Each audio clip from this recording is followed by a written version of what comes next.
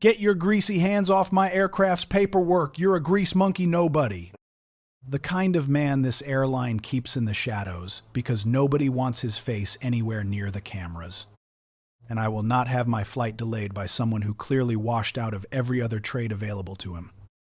Ma'am, I'm the lead maintenance engineer on this aircraft tonight. I found an indication during the walk-around that needs to be cleared before we release this plane to fly. That's not optional. And it's not negotiable. I've flown this route 100 times. I know exactly what maintenance hold means at 1 in the morning. It means some line mechanic wants to pad his overtime by inventing a problem that doesn't exist. Ma'am, I've been doing this job 19 years. I don't invent problems. I find them, and then I fix them. And then I sign my name to the paperwork saying this aircraft is safe. Because that signature means something to me. Whether or not it means anything to you, she did not back down. Regina Voss, a airline industry consultant traveling for a conference, stood at the gate counter with her boarding pass gripped in one hand, glaring at the maintenance supervisor who had just informed the gate agent that the 1:40 a.m. departure was being held indefinitely, pending an inspection of the left engine's borescope findings. I will have your supervisor on the phone before you finish whatever you think you're doing out there, she said. People like you don't get to hold a plane load of paying customers hostage because you found something on a screen that probably means nothing. Lead maintenance engineer Marcus Webb did not raise his voice. 19 years of working ramps and hangars at every hour of the night had taught him that raising his voice in a moment exactly like this one accomplished nothing except confirming whatever conclusion the passenger in front of him had already reached before he'd finished his first sentence. He kept his hands steady on the inspection tablet, his posture calm, his voice level the same voice he used at 3 in the morning when his daughter Zora woke from a nightmare and needed someone steady in the doorway. Not someone who matched fear with fear. Ma'am, I understand you're frustrated about the delay. I am too. In the sense that every hour this aircraft sits here is an hour my whole team would rather not be working. But I'm not going to sign off on a release for an engine with an indication I haven't fully cleared. And no amount of phone calls is going to change that. You can be angry at me. You can't be angry the airplane into being safe before I'm satisfied that it actually is. She glared at him a moment longer, gripping her boarding pass like it was a weapon she hadn't yet decided how to use, and said the thing that would sit lodged behind his ribs for considerably longer than she likely intended. I'll make sure this airline knows exactly what kind of unqualified person they've got working their ramp at night. Someone better will replace you eventually. People like you never last. Marcus Webb, 45 years old. Single father of an 11-year-old girl, currently asleep 4 miles away with a neighbor who watched her overnight for cash, because daycare hours and aircraft maintenance shift schedules had never once, in 8 years, managed to align themselves into something a single working parent could comfortably afford, looked at this furious woman across the gate counter and said, very quietly, with no edge in it at all, "That's your right to say, ma'am, I'm going back out to that aircraft now. I'll let the gate agent know the moment I have an actual answer for you." And without waiting for her reply, he turned and walked back through the jet bridge door toward the cold ramp. The small laminated photograph clipped inside his tool bag, brushing against his chest as he walked. The way it always did. The way it had for 8 years.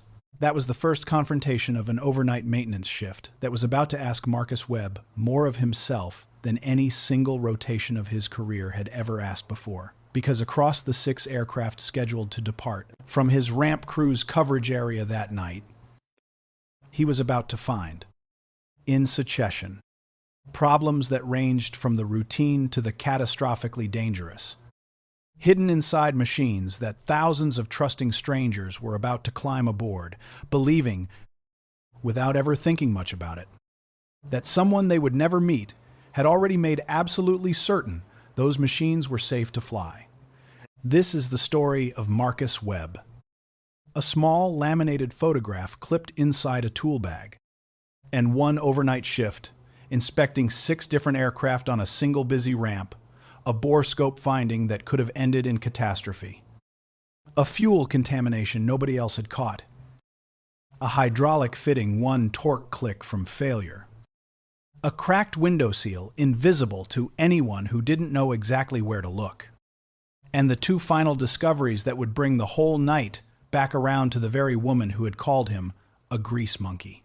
Nobody, 6 hours earlier. To understand the photograph clipped inside that tool bag, you have to understand the year that made Marcus Webb the only parent his daughter would ever fully know. He had been 37 years old, 11 years into his career. Married 6 years to a woman named Adaiz, a labor and delivery nurse. Sharp-tongued and devoted in equal measure. The kind of woman who brought the exact same meticulous, life-or-death attention to her patients that Marcus brought to the aircraft he serviced. A parallel neither of them had ever needed to point out to the other, because it was simply obvious in how they each talked about their work when she had been diagnosed. During a routine checkup that neither of them had expected to produce anything beyond reassurance, with an aggressive and advanced ovarian cancer that had, by the time it was finally caught, already metastasized beyond what surgery or chemotherapy could fully reverse. She fought it for 16 months, through every treatment her oncology team could offer. And Marcus had taken every available form of leave the airline's maintenance union contract allowed. Sitting beside hospital beds through entire overnight chemotherapy infusions with their 3-year-old daughter asleep across 2 pushed-together waiting room chairs. Watching his wife fight with the same fierce, focused determination she had always brought to her own patients' worst nights. Now turned entirely inward toward her own survival. She died on a Tuesday in early spring, and Marcus had carried his daughter out of that hospital into a life with no second adult in it. No one to confirm his reading of a frightened child's needs at 2 a.m, and had made, in the parking garage that night, the same fierce and uncomplicated vow that fathers in his exact position have made since fatherhood itself began, that this child was never, for a single day of her life, going to wonder whether she was loved enough, regardless of what it cost her father to make that true. What it cost him, across the 8 years since, was considerably, and he had never once pretended otherwise to himself, even while keeping the full weight of it from his daughter. He remembered, with a clarity that surprised him even years later, the specific terror of his first solo overnight, with Zora as a toddler, just weeks after Adaiz's funeral, when she had developed a sudden fever that no amount of his clinical adjacent calm borrowed secondhand from years of listening to Adaiz discuss her own nursing shifts at their kitchen table had fully prepared him to manage alone. He had sat up the entire night with a screaming toddler and a thermometer and a pediatric nurse hotline on speakerphone, doing the math, over and over, on whether the fever had crossed the threshold that required an emergency room, terrified in the specific, isolating way that only a parent flying entirely without a co-pilot can be terrified, with no one beside him to confirm that his reading of the situation was sound. The fever broke by morning. Marcus had not slept, had gone to work that day anyway, because the bills did not pause for sleepless nights, and had sat in the break room before his shift with his hands shaking slightly from exhaustion and adrenaline, thinking, with a clarity that frightened him, I am doing this alone.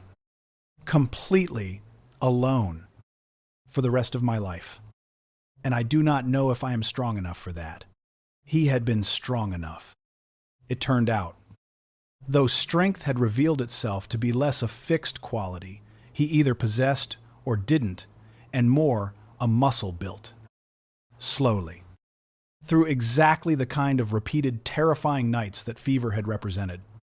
He learned to read his daughter's cries the way he learned to read an engine's subtle vibration anomalies, distinguishing the urgent from the merely uncomfortable through subtleties he could not have named in her infancy. And that became, by her second year, entirely automatic. The same kind of pattern recognition that 19 years of maintenance work had built into his professional instincts now applied. Out of sheer necessity, to the considerably higher stakes work of raising a child alone. His own mother, Geraldine, had stepped in during the hardest first year.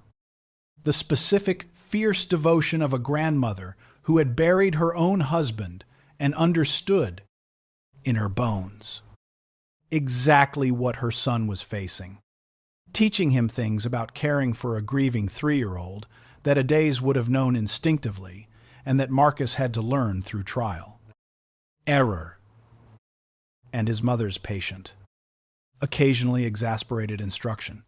Geraldine had passed 3 years ago herself, a stroke that took her quickly and without the long warning that might have let Marcus prepare, leaving him, for the first time in his daughter's life, entirely without a second generation of family support. Just a careful network of paid neighbors and a single trusted overnight babysitter, and the precise, unforgiving logistics of solo parenting that no amount of practice ever fully made easy. The photograph clipped inside Marcus's tool bag showed Zora at 10, gap-toothed and grinning, holding up a small model airplane she had built herself from a kit her father had given her. The specific unguarded pride of a child who did not yet fully understand that the world contained people who would decide, before her father finished a single sentence, exactly what kind of man must be working underneath that fuselage. Marcus touched the photograph before every single shift. The same ritual, years and counting. Not as superstition, but as orientation, a way of remembering. Before he stepped onto the cold ramp, exactly which version of himself needed to walk back through his own front door at the end of 12 hours. Regina Voss, the consultant whose contempt had opened this story, would matter again later, in ways neither she nor Marcus could have anticipated standing at that gate counter. For now, she was simply the opening note of a shift that would, before its end, ask Marcus Webb to find and correct 5 separate mechanical dangers across 6 different aircraft.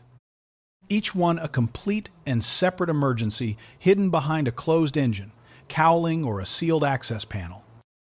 Each one invisible to every single passenger who would eventually board, trusting that someone they would never meet, and likely never think to thank, had already made absolutely certain the machine carrying them was safe. The aircraft Regina Voss was waiting to board.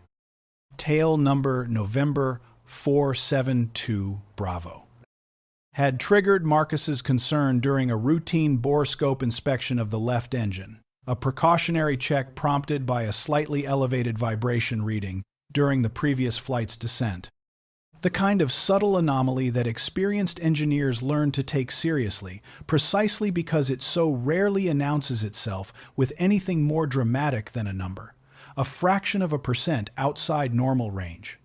What the borescope camera revealed, threaded carefully into the engine's internal compressor section, was a single compressor blade showing the early, subtle signature of a fatigue crack not yet visible to the naked eye without magnification, not yet large enough to have produced any audible or measurable performance change beyond that single, slightly elevated vibration reading, but exactly the kind of finding that, left undetected and allowed to propagate across additional flight cycles, could eventually progress to a blade failure capable of causing catastrophic engine damage mid-flight. You seeing what I'm seeing? Marcus asked his junior colleague, Devin Atkins, who was operating the borescope's recording function while Marcus guided the probe. That's a crack, Devin said, his voice tight, with the specific recognition of a young engineer encountering, for one of the first times in his still-developing career, a finding serious enough to genuinely matter. That's not just surface wear. That's an actual propagating crack. That's exactly what it is. Marcus confirmed. And that engine is not flying anywhere tonight. Or any other night. Until that blade comes out and gets replaced. He pulled the borescope probe out carefully, documenting his findings with the same methodical precision he brought to every inspection, regardless of how routine or how serious the finding turned out to be. I need you to pull the technical records on this engine's last 3 borescope inspections. I want to see if there's any trend here we should have caught earlier. Or if this developed fast. Devon, only 2 years into his career, and still building the specific calibrated confidence that comes only from accumulated experience, had been visibly shaken by the discovery in a way that went beyond ordinary professional concern. I keep thinking about how many people were on the flight that just landed with this crack already developing. How many flights it's been sitting there, getting worse, and nobody knew. That's the part of this job you have to learn to carry without it eating you alive. Marcus said, watching the younger man's hands, which had gone slightly unsteady. Every single aircraft you'll ever inspect has some version of this happening somewhere. Some component slowly approaching the edge of its tolerance. And the entire reason inspection schedules exist is to catch it before the edge actually arrives. You can't think about every flight that happened before you found the problem. You can only think about every flight that's going to happen after. Now that you have found it, that's the only direction that keeps a person sane in this work. How do you not let it terrify you, knowing how close some of these calls actually are? Marcus considered the question seriously, because it was the exact question every conscientious young engineer eventually asked, in one form or another, and deserved a real answer rather than a dismissive one. It terrified me plenty. My first few years, I used to lie awake some nights, running through everything I'd inspected that day, wondering if I'd missed something. What changed? Eventually. Wasn't that the stakes got lower? The stakes never get lower. What changed is, I built enough trust in my own thoroughness, through enough years of careful repetition, that I stopped needing to relitigate every single inspection in my head after the fact. You're going to get there too. Devon, right now, this early. The fear is actually useful. It's what makes you double-check everything instead of getting comfortable. Eventually it turns into something quieter. Not complacency. Just earned confidence. The records review, conducted over the following 40 minutes, while Devon coordinated with the parts department to source a replacement blade from another station's inventory, revealed that the crack had likely developed within the preceding 2 flight cycles, a rapid progression that would have, within perhaps 3 or 4 additional flights, very possibly produced exactly the kind of in-flight blade failure that aviation safety investigators spend entire careers working backward from after the fact. Except that, in this specific case, the failure was about to be prevented entirely by a maintenance engineer who had taken a slightly elevated vibration reading seriously enough to actually go looking for what was causing it. This is the finding that ends a career if you miss it, Marcus told Devon, as they began the careful work of pulling the access panels needed to extract the damaged compressor section, not because anybody would necessarily catch that you missed it, because the people on that plane would be the ones who paid for it, and most of them would never even know what almost happened to them. That's the whole weight of this job. Right there. Most of the time, the absolute best work you ever do is invisible, because the only evidence of it is that nothing went wrong. The replacement and reinspection process for November 472 Bravo's engine consumed the better part of 4 hours, a delay that pushed the aircraft's departure from its scheduled 1:40 a.m. slot to nearly 5:30 a.m. A delay that produced, predictably, an entire gate area of frustrated and increasingly vocal passengers. Regina Voss, prominently among them, demanding updates, demanding explanations. Demanding. More than once. To speak directly to whoever was responsible for the inconvenience being inflicted on them. Marcus did not personally manage these passenger interactions that fell to the gate agents and the duty manager, whose job it specifically was, but word of the delay's cause traveled, as it always eventually does, through the airline's own internal channels, and eventually, in a sanitized and considerably less alarming form. Into the explanation the gate agent gave the assembled passengers, a mechanical finding requiring a part replacement. Resolved. The aircraft now cleared and ready for a delayed but safe departure. What none of those passengers would ever know, because the system was specifically designed to protect them from ever needing to know the full weight of what had actually been at stake, was that the 4-hour delay that had so thoroughly frustrated an entire gate area of travelers had very possibly been the difference between an uneventful flight and a catastrophic one. Marcus Webb signed the final release paperwork at 5:15 a.m., his signature certifying that the aircraft was airworthy, and felt, as he always felt after a finding of this magnitude, the specific quiet weight of a job whose highest achievements are, by design, invisible to everyone they protect. The second aircraft of Marcus's shift, tail number Whiskey 29er Echo, presented a different and in some ways more insidious problem. Discovered, not through any specific triggering anomaly, but through the routine, methodical thoroughness that Marcus brought to every single inspection, regardless of whether anything had specifically flagged a concern. While conducting a standard fuel sample, check a procedure performed on every aircraft before departure. Checking for water contamination or other fuel quality issues that could affect engine performance, Marcus noticed a subtle discoloration in the sample that experienced fuel technicians learned to recognize as a possible indicator of microbial contamination, a condition where bacteria or fungi growing in fuel tanks, often at the boundary between fuel and any accumulated water, produce a biological sludge that can, if severe enough, clog fuel filters and starve an engine of fuel at exactly the wrong moment. "This isn't right," Marcus said, holding the sample up to the hangar's bright inspection lighting, turning it slowly to examine the subtle cloudiness more carefully. "Pull a second sample from the other tank. I want to see if this is isolated or if we've got a broader contamination issue." The second sample confirmed his suspicion, a microbial contamination significant enough to warrant immediate fuel system decontamination before the aircraft could be safely released.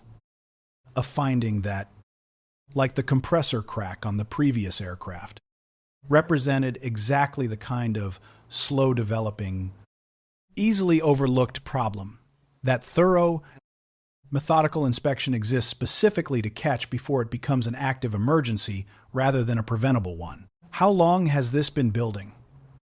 "You think?" Devon asked, watching Marcus document the finding with the same careful precision he brought to every discovery. "Hard to say exactly, but contamination like this usually takes weeks to develop to this level, which means somebody's fuel handling procedure somewhere along this aircraft's supply chain has had a gap in it for a while, and nobody caught it until right now."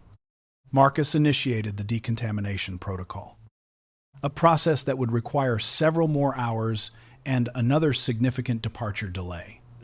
This is exactly why we don't skip steps, even on the nights when everybody upstairs is pushing for faster turnarounds. The steps exist because problems like this one don't announce themselves loudly. They just sit there quietly building until somebody either catches them or doesn't. It was during the long, technical work of decontaminating Whiskey 29er Echo's fuel system that the shift's first genuinely human crisis arrived. Unrelated to any mechanical finding, but requiring exactly the same kind of calm, attentive presence that Marcus brought to every aircraft he serviced. A young ramp agent named Jasmine Carter, only 4 months into her position, approached Marcus during a brief lull in the decontamination process. Her composure visibly strained in a way that experienced supervisors learn to recognize as something beyond ordinary first-shift nervousness. "Mr. Webb, can I ask you something? Not work-related." "Exactly. Of course." "Jasmine, what's going on?" "I think I made a mistake earlier tonight on the baggage loading for the 4 a.m. departure, and I'm scared to report it because I don't want to lose this job. But I keep thinking about it, and I can't make myself just let it go without saying something." Marcus set down his tablet and gave her his full attention, the same posture he brought to every concern that crossed his path during a shift. Regardless of whether it originated from an engine indication or a frightened young employee. "Tell me what happened. What emerged?" In halting, anxious detail was an account of a weight and balance calculation Jasmine had performed for a cargo loading configuration. A calculation she now believed, on further reflection during a quiet moment, might have contained an error that could affect the aircraft's center of gravity in a way that mattered for safe flight characteristics, particularly during takeoff and initial climb. "I don't know if I'm right that it's wrong," she said. "I just keep running the numbers in my head and getting a different answer than what I originally submitted. And I don't know if that means I made a mistake the first time or I'm second-guessing myself the second time. And either way, I'm terrified to bring it up because what if they think I can't do this job?" "Jasmine, listen to me." Marcus kept his voice steady. Calm. The same register he used with Zora when she was frightened about something she'd done. "The fact that you're standing here telling me this, instead of hoping nobody notices, tells me everything I need to know about whether you can do this job. The mistake, if there is one, is not the scary part. Every single person who's ever worked a ramp has made a calculation error at some point in their career. The scary part would be staying quiet about it because you were more afraid of looking bad than you were committed to getting it right. You just proved you're not that kind of person." He walked with her immediately to the duty manager's office, where the calculation was rechecked and confirmed to contain, in fact, a genuine error, not a catastrophic one. The aircraft's actual loaded weight had remained within safe operating limits, even with the mistake. But the kind of error that, compounded with a different cargo configuration on a different night, could potentially have produced a more serious problem. "You caught something real," the duty manager told Jasmine, after confirming the correction. "And you caught it because you cared enough to double-check your own work after the fact, which is exactly the instinct we need more of around here. Not less." Jasmine's relief was visible and immediate, and she thanked Marcus repeatedly as they walked back toward the hangar. "I really thought I was going to get fired for this." "You'd have been a lot more likely to get fired for staying quiet about it," Marcus said. "Speaking up when you're scared is the actual job. Jasmine, anybody can do this work when everything's going smoothly. The job is what you do in the moment you're not sure. And you handled that exactly right tonight." The third aircraft of the shift, tail number Alpha 8, 13 Mike, presented Marcus with a problem that, while less immediately catastrophic than the compressor crack, required exactly the same uncompromising standard he brought to every inspection: a hydraulic line fitting. Located in a notoriously difficult-to-access area behind the main landing gear bay, that showed signs of having been torqued incorrectly during a previous maintenance visit. The fitting now sitting at a tension level that, while not yet leaking, was close enough to its failure threshold that Marcus was unwilling to release the aircraft without correcting it. "This should have been caught at the last inspection," Marcus said, examining the fitting with the specific, frustrated precision of a man identifying someone else's incomplete work. "Whoever signed off on this access panel either didn't check this fitting properly or didn't torque it to spec when they reassembled it. Either way, it's wrong now, and it's our job to fix it. Not just note that somebody else made a mistake." The correction itself took less than an hour. A straightforward retorque to proper specification once the access panel was opened and the fitting properly inspected. But the discovery prompted Marcus to flag the issue formally with the Maintenance Quality Assurance Department. A report that would, in the weeks following, lead to a review of the specific maintenance crew responsible for the aircraft's previous inspection and a retraining requirement for the technician whose incomplete work had created the hazard in the first place. "You're not trying to get somebody in trouble," Devon observed, watching Marcus complete the formal discrepancy report. "I'm trying to make sure the next aircraft that technician works on doesn't have the same problem." Marcus said, "If I just quietly fix this and move on, I'm protecting one person's feelings at the expense of every future passenger who flies on whatever else that technician touches without getting proper feedback about the mistake. That's not kindness. That's cowardice wearing kindness as a costume." The shift's second human crisis arrived during the work on Alpha 813 Mike, when Marcus received a call on his personal cell phone from his daughter's overnight babysitter, a retired neighbor named Mrs.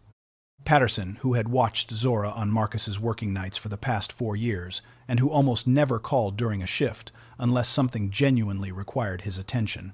"Marcus, I'm sorry to bother you at work, but Zora's running a fever, and it came on pretty fast in the last hour.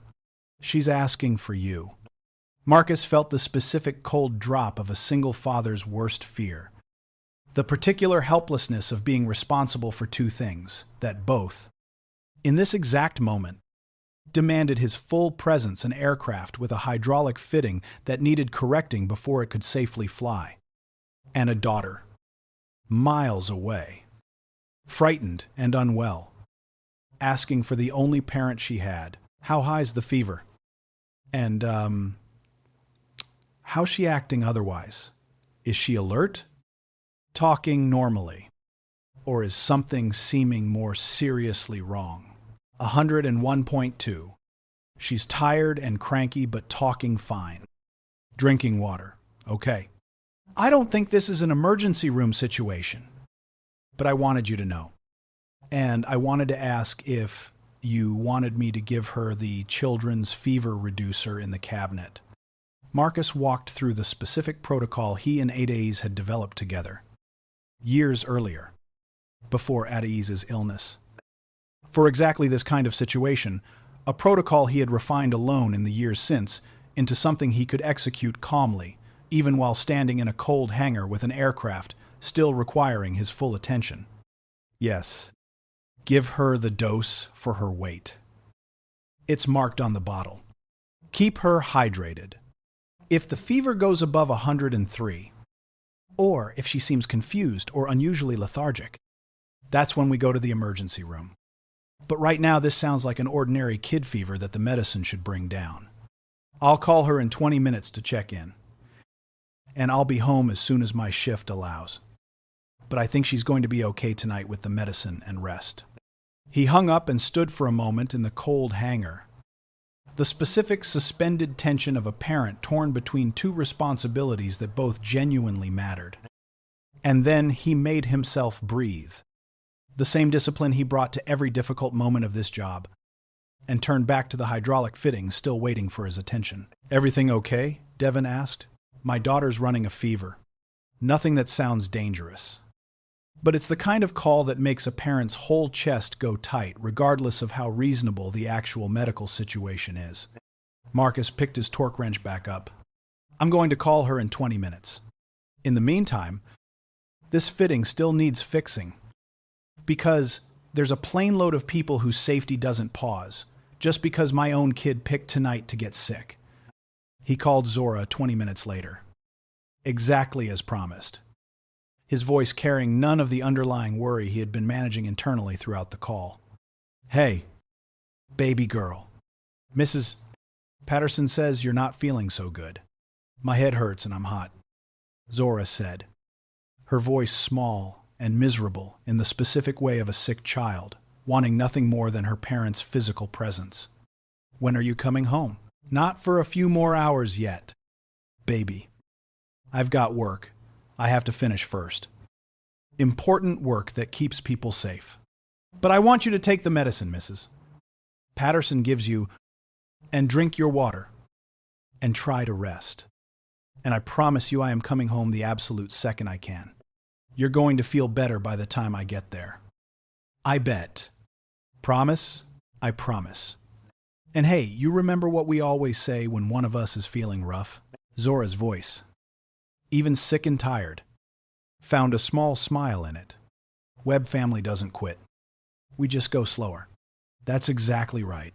Go slow tonight. Baby, I'll be there soon. The fourth aircraft. Tail number Bravo, 642 Foxtrot. Presented Marcus with the most subtle and easily overlooked finding of the entire night, a hairline crack in a cockpit window's outer seal. Invisible without the specific close. Methodical visual inspection that thorough engineers perform regardless of whether anything has specifically prompted concern. A flaw that, left undetected, could have allowed gradual pressure leakage at altitude, not an immediately catastrophic failure mode, but exactly the kind of slow-developing problem that aviation's entire safety culture exists to catch before it becomes something passengers ever need to personally experience. You'd walk right past this if you weren't looking specifically for it, Devon said, examining the hairline crack Marcus had identified.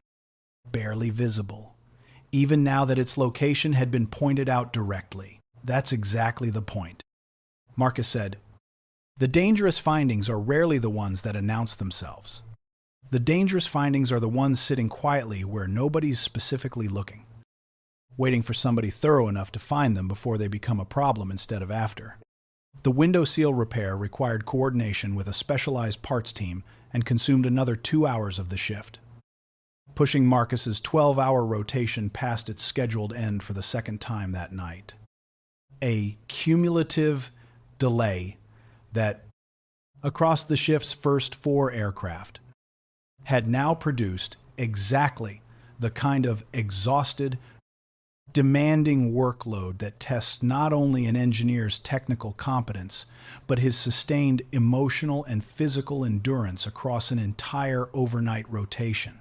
It was during the final hour of the window seal repair, with exhaustion beginning to genuinely accumulate across Marcus's entire body after nearly 14 continuous hours of demanding technical work, that the fifth and most personally challenging discovery of the night arrived, a finding that would, before the shift's end, bring the entire night back around to the woman whose contempt had opened it.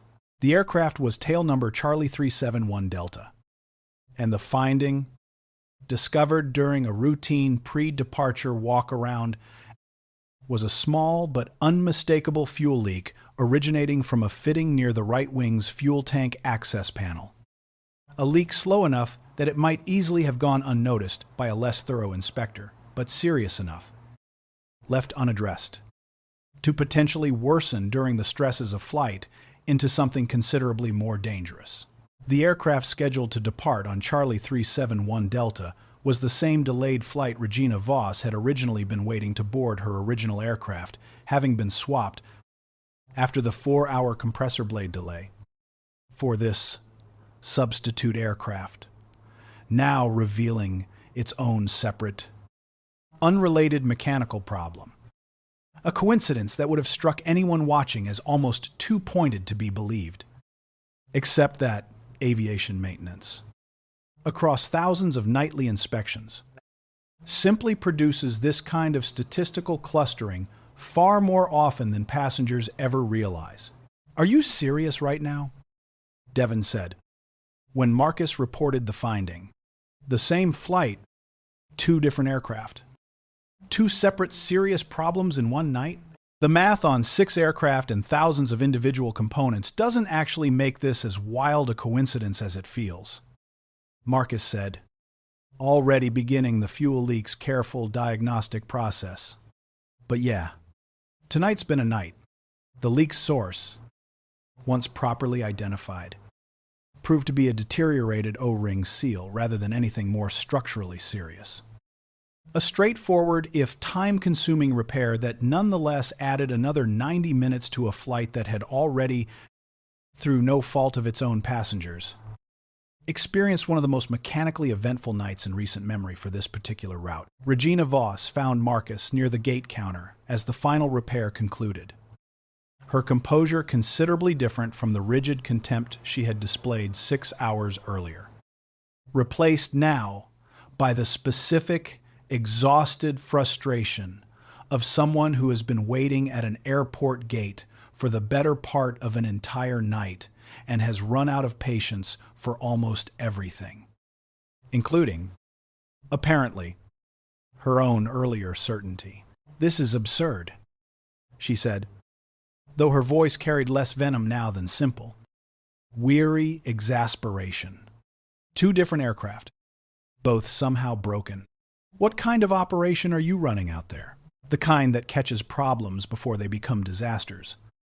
"Ma'am," Marcus said, his own exhaustion, audible now in a way he made no particular effort to hide. "I understand. This has been an exceptionally frustrating night for you. I won't pretend otherwise. But I want you to understand exactly what you've actually been wading through. Because I think it matters," he explained, in careful, measured detail. The compressor blade crack that had very possibly prevented a catastrophic engine failure, and the fuel leak that, left undiscovered, could have worsened significantly at altitude. Regina Voss listened, her exhausted irritation slowly giving way to something more complicated as the actual stakes of what she had been wading through finally registered. "You're telling me both of these delays were genuinely about preventing something dangerous. Not bureaucratic caution. Actual danger. Both of them." "Yes, ma'am. I don't delay flights for fun. I delay them because something is genuinely wrong. And my job is to make sure it's not wrong anymore before anybody boards. Tonight, that happened to occur twice in a row, on the same route, which is unusual, but it's not invented. And it's not incompetence. It's exactly the system working the way it's supposed to work." Regina Voss was quiet for a long moment, her exhaustion and her pride visibly working against each other. "I called you a grease monkey nobody 6 hours ago. I told you someone competent would eventually replace you." "You did," Marcus said, without rancor, because there was none left in him to spare after 14 hours of exactly this kind of demanding night. "I was wrong. Completely wrong. I've been sitting in this gate area for 6 hours, getting angrier with every passing hour. And the entire time, what was actually happening behind that door was you and your team finding and fixing 2 separate things that could have killed everyone on this aircraft, including me. I don't know how to apologize for what I said adequately, but I want you to know that I understand now exactly how wrong I was, and exactly what I was actually waiting for, even though I spent the entire wait being furious about it." "I appreciate you saying that," Marcus said simply. "The aircraft's cleared now. You'll be boarding within the next 20 minutes. And I promise you, it's as safe as 19 years of doing this job carefully knows how to make it. There was a 6th aircraft that night. Tail number, Delta 952 Charlie. And the finding it produced, while less mechanically dramatic than the compressor blade or the fuel contamination, asked something different of Marcus than any of the night's other discoveries. Not technical vigilance alone, but the particular emotional labor of supporting a colleague through grief that had nothing to do with the aircraft in front of either of them. The aircraft had reported a possible bird strike during its previous departure, a routine enough occurrence that required a specific, methodical inspection of the affected engine and surrounding airframe before the aircraft could be released for its next flight. Checking for any structural damage, blade nicks, or debris that the impact might have left behind. The inspection itself was straightforward and ultimately clean minor cosmetic damage to a fan blade's leading edge. Well within acceptable tolerance. No further action required beyond documentation, but the engineer assigned to assist Marcus on this particular aircraft, a quiet, capable man named Theo Bramwell, who had worked the ramp for nearly as many years as Marcus himself, performed the inspection with a visible heaviness that Marcus recognized immediately as something beyond ordinary fatigue. "You doing all right tonight, Theo? You've been quiet?" Theo was silent for a long moment, continuing his methodical examination of the fan blades before finally answering, "My brother passed 2 days ago. Heart attack. No warning at all. 51 years old. I should probably have taken the bereavement time. But the funeral's not until next week, and I didn't know what else to do with myself except come to work. And now I'm standing here checking a bird strike damaged fan blade and thinking the whole time about how a bird the size of my fist can dent solid titanium and a man's heart can just stop with no warning at all. No damage anybody could have inspected for in advance." Marcus set down his own inspection light and gave Theo his full attention. The same posture he brought to every difficult moment that crossed his path during a shift. Regardless of whether it originated from a mechanical finding or a grieving colleague, "I'm so sorry. Thou, tell me about him. If you want to talk about it. Or don't. If you'd rather just work, either way's fine with me." Theo talked, in fragments interrupted by long silences and the continued mechanical rhythm of the inspection itself. About a brother, 3 years his senior, a man who had also worked with his hands his entire life. A contractor rather than an aircraft engineer, but cut from the same fundamental cloth, the same insistence on doing a job right, even when nobody was watching to check. He used to call me every Sunday, like clockwork, just to talk about nothing in particular. Sports, our kids, whatever was going on with our mother. I keep reaching for my phone on Sunday afternoons out of pure habit. And then I remember, and it's like losing him all over again. Every single week. Fresh. "I lost my wife 8 years ago," Marcus said, quietly. "Different kind of loss. No warning at all is its own particular cruelty. I understand that completely from her side of things going differently than your brother's. Slower, but with its own horrible certainty. By the end, but I know what it is to keep reaching for somebody out of habit and finding only the absence where they used to be. It doesn't go away on any particular timeline. It just changes shape. Eventually, into something you can carry alongside everything else, instead of something that stops you completely." "How long did it take for it to change shape?" Marcus considered the question seriously, because it deserved an honest answer rather than a falsely comforting one. "Longer than I wanted it to. Years, if I'm being fully honest. But it did happen. Eventually. And I think it happens faster when you let yourself actually grieve, instead of just working through it like you're doing right now. Not that working through it is wrong, necessarily. Sometimes the work is exactly what holds a person together in the early days. Just don't mistake the working for the grieving. They're not the same thing. And you're going to need to do both eventually." They finished the inspection together in companionable, considerably less heavy silence. And before Theo headed toward his next assignment, he said, simply, "Thank you for asking, and for not just letting me push through it silently like I was trying to do. I think I needed somebody to actually ask. Take the bereavement time before the funeral. Thou, the aircraft will still need inspecting next week. Your grief needs you more than this ramp does. At least for a few days." Marcus Webb completed his shift nearly 2 hours past its scheduled end.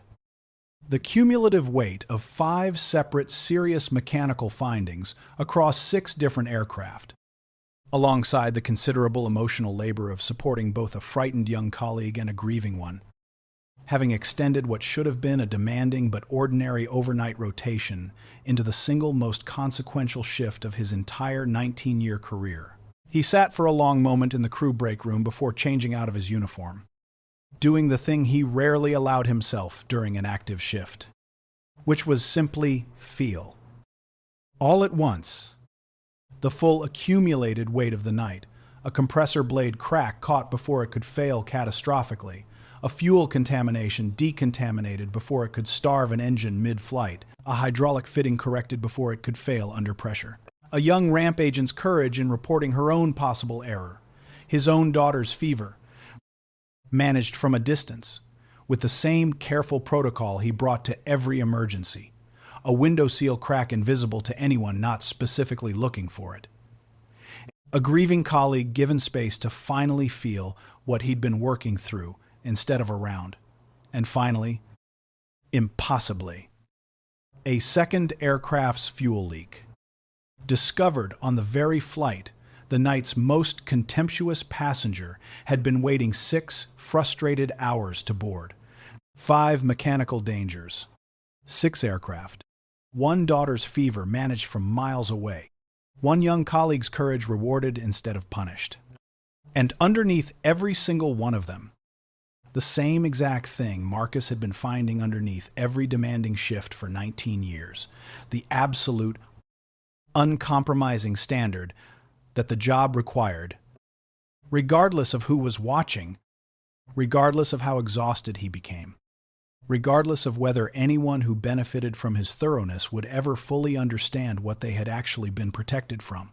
He drove home as the sun finally cleared the horizon, and he let himself quietly into the small house where Mrs. Patterson was dozing in a kitchen chair with the television murmuring low. Zora's fever, she reported, having broken sometime around 4 in the morning, the medicine and rest having done exactly what they were supposed to do. He paid her, walked her to her car, and waited until her taillights turned the corner. The way he did every single morning, because his own mother had once told him that the small, unwitnessed kindnesses are the ones that tell you who a person actually is. Since nobody's watching to make them worth performing, he climbed the stairs and stood in the doorway of his daughter's room, watching her breathe the ritual that had outlasted 8 years. The thing that let him sleep regardless of what the previous 14 hours had asked of him, and Zora stirred, half waking, her fever gone now. Her forehead cool beneath the hand, he gently pressed against it, and murmured, the way she always did. You're home. I'm home. Baby girl. How are you feeling? Better. My head doesn't hurt anymore. She blinked up at him sleepily. Was it a long one? Marcus stood in the doorway, thinking about a compressor blade and a fuel contamination and a hydraulic fitting and a young ramp, agent's trembling courage and a furious passenger's eventual, exhausted apology. And he said the only true thing available to him. Yeah, baby. It was the longest one I've ever worked. But I kept a lot of people safe tonight who never even knew they needed me to. Good, Zora said, already drifting back under, her voice softening into sleep. That's what you do. That's what I do, Marcus said.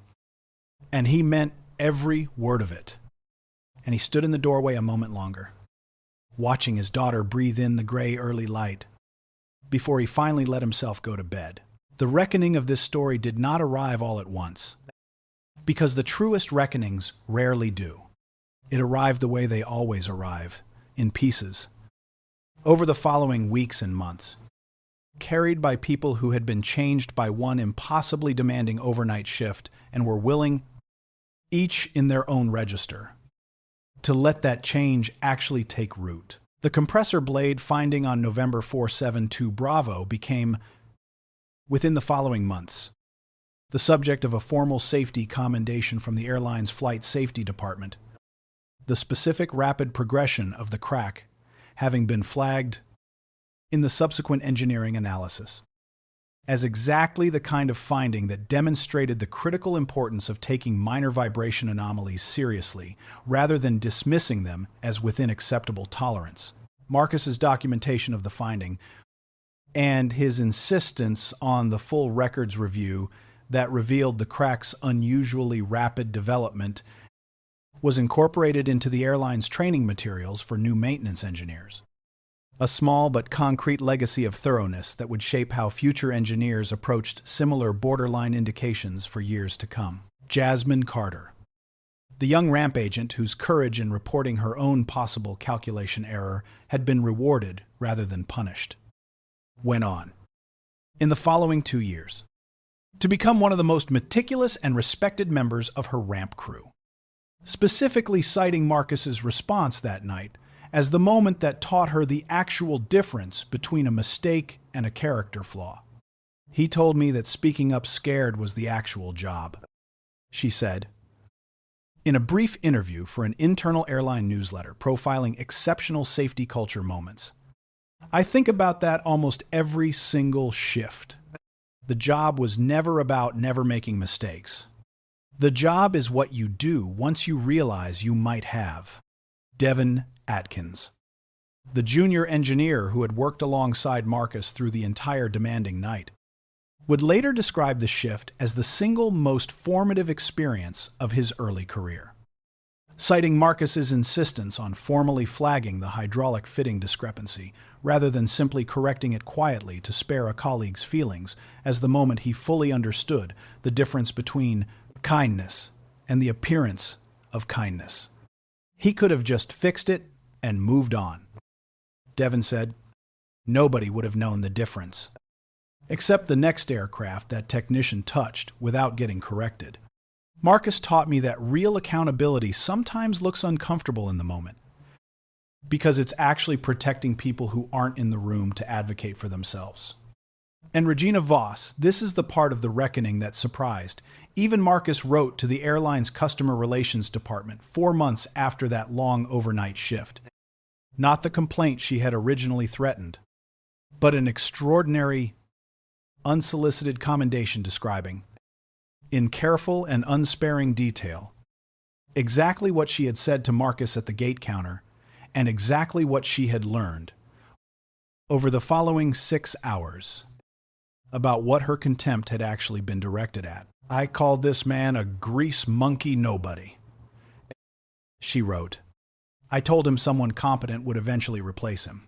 6 hours later, having learned the actual stakes of what I'd been so furious about wading through, I understood that I had spent an entire night directing my frustration at the single most important person standing between me and a potential catastrophe.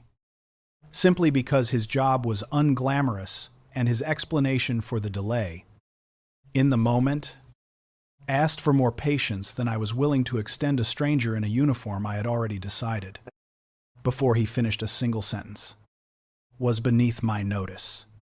I have spent the months since trying to understand why I behaved the way I did. And the most honest answer I have found is that I have spent my entire adult life assuming that the people performing unglamorous technical labor exist to be managed and complained about rather than recognized as the specific, demonstrated experts whose competence I was, in that exact moment, depending on for my own survival. She also, in a smaller and more private gesture, mentioned only in a follow-up note to Marcus directly, began in her own consulting work within the airline industry, specifically advocating for greater visibility and appreciation of maintenance engineering as a discipline. A small professional pivot, she explained simply. I spent one night learning exactly how much I owed to people I had never previously thought to credit with anything beyond keeping my flight on time. I want other people in positions like mine to understand that lesson before it takes their own terrifying night to teach it to them. Marcus Webb continued working the overnight maintenance rotation for several more years following the events of this story, eventually accepting, in his early 50s, a senior training role that let him develop and deliver exactly the kind of thoroughness-focused curriculum that the events of that one extraordinary night had revealed. Few training programs adequately emphasized. He did not leave hands-on maintenance work entirely, choosing to split his time between training delivery and a reduced but ongoing schedule of direct overnight inspections. For reasons that echoed precisely his earlier insistence on staying close to the actual work rather than moving entirely into administration. I could teach thoroughness from a classroom alone, he has said, describing the decision, but I teach it better when I'm still out there every week, still finding things, still reminding myself what it actually feels like to catch something serious at 2 in the morning when you're exhausted, and every part of you wants to call it good enough and go home. The training stays honest that way. Instead of becoming theoretical, he still touches the photograph clipped inside his tool bag before every single shift. The same ritual. Years and counting. And the photograph has changed over time. Zora at 14 now. In the most recent version, taller, more independent, but still. Underneath the new adolescent reserve, recognizably the same fierce and curious child who has grown up understanding. In the particular, unspoken way, children absorb their parents' deepest values. Exactly what her father does with the long overnight hours he spends inspecting machines that thousands of strangers trust without ever thinking much about who made absolutely certain they were safe. "Do you ever get tired of nobody knowing what you actually do?" Zora asked him once. At 13. With the specific bluntness teenagers sometimes deploy when asking the questions, adults spend years avoiding asking themselves. Marcus considered the question seriously, because it deserved a serious answer rather than a reflexive reassurance.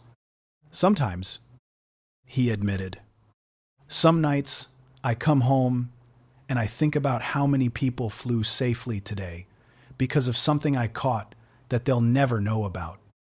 And there's a part of me that wishes, just once, somebody understood the actual weight of what almost happened. But mostly, no. Mostly I think about your mom, about how she used to say that the best nursing she ever did was the emergency that never happened because she caught the warning signs early enough to prevent it, and how nobody ever thanked her for the disaster that didn't occur because they never knew it was coming.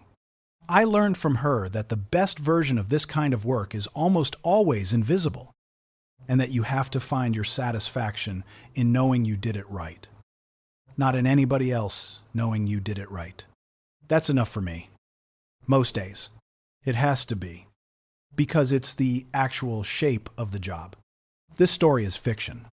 Marcus Webb and Zora and Adaze, and every person named in these pages, Regina Voss, Devin Atkins, Jasmine Carter, Theo Bramwell, Mrs. Patterson, every one of them lives only here, in these pages. But the thing underneath it is not fiction, and you already know it isn't. There are aircraft maintenance engineers working overnight shifts at airports across this country right now, crawling through engine cowlings and wheel wells in the cold hours before dawn, finding and correcting mechanical dangers that the traveling public will never know existed.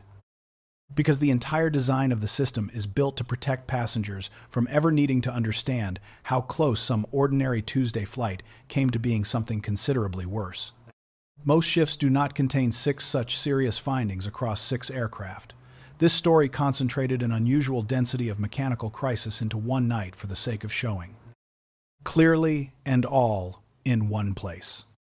The actual range of what unglamorous, unphotographed, almost entirely unthanked vigilance looks like when it is offered consistently, rather than only when convenient. And here is the thing this story most wants you to carry. The part that is sharper and more specific than Times Be Kind. Regina Voss was not redeemed by Marcus Webb performing some extraordinary theatrical kindness toward her.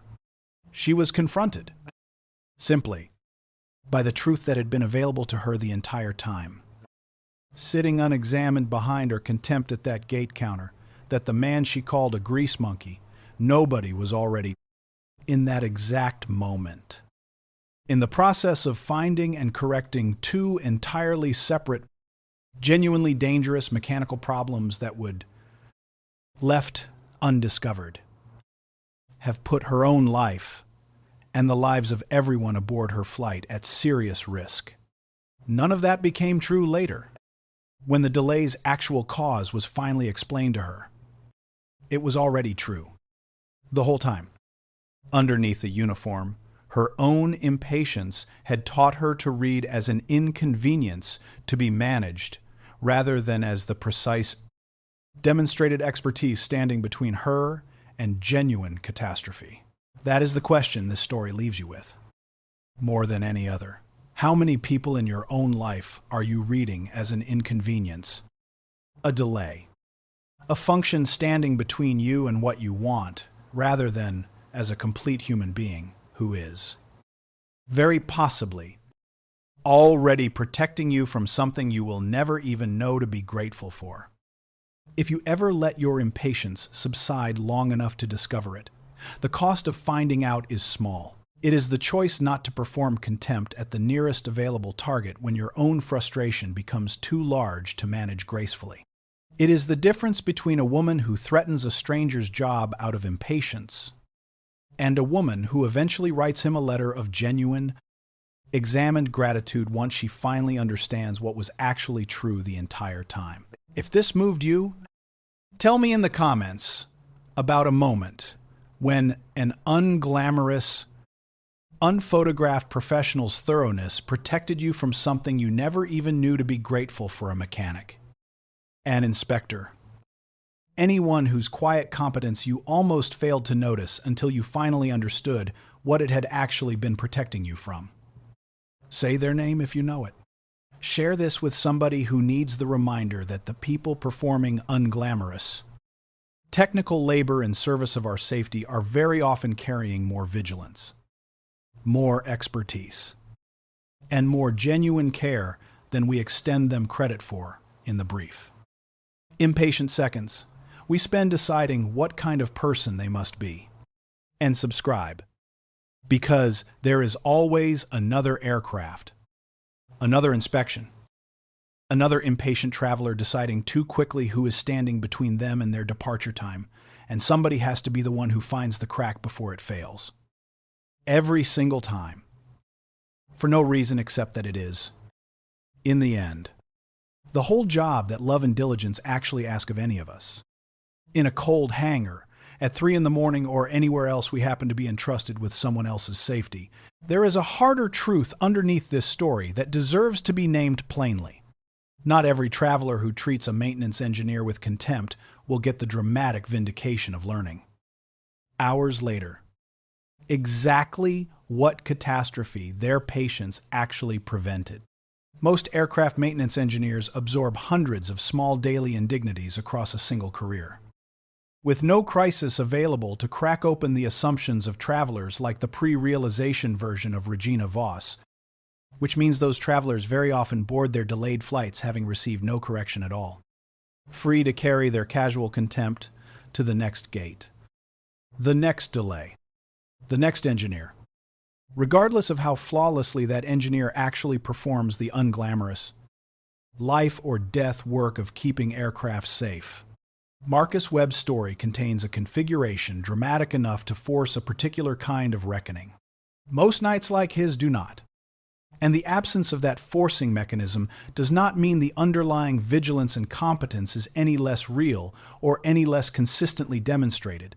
This matters because it reframes the entire moral weight of this account.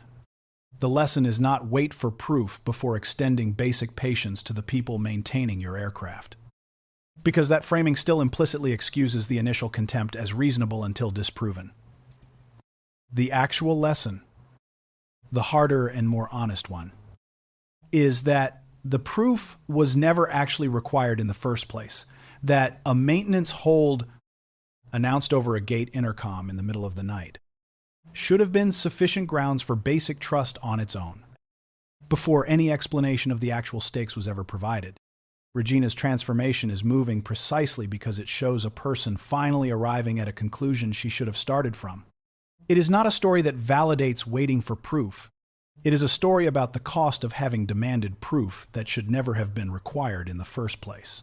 Marcus Webb continued working the overnight maintenance rotation for several more years following the events of this story, eventually accepting, in his early 50s, a senior training role that let him develop and deliver exactly the kind of thoroughness-focused curriculum that the events of that one extraordinary night had revealed.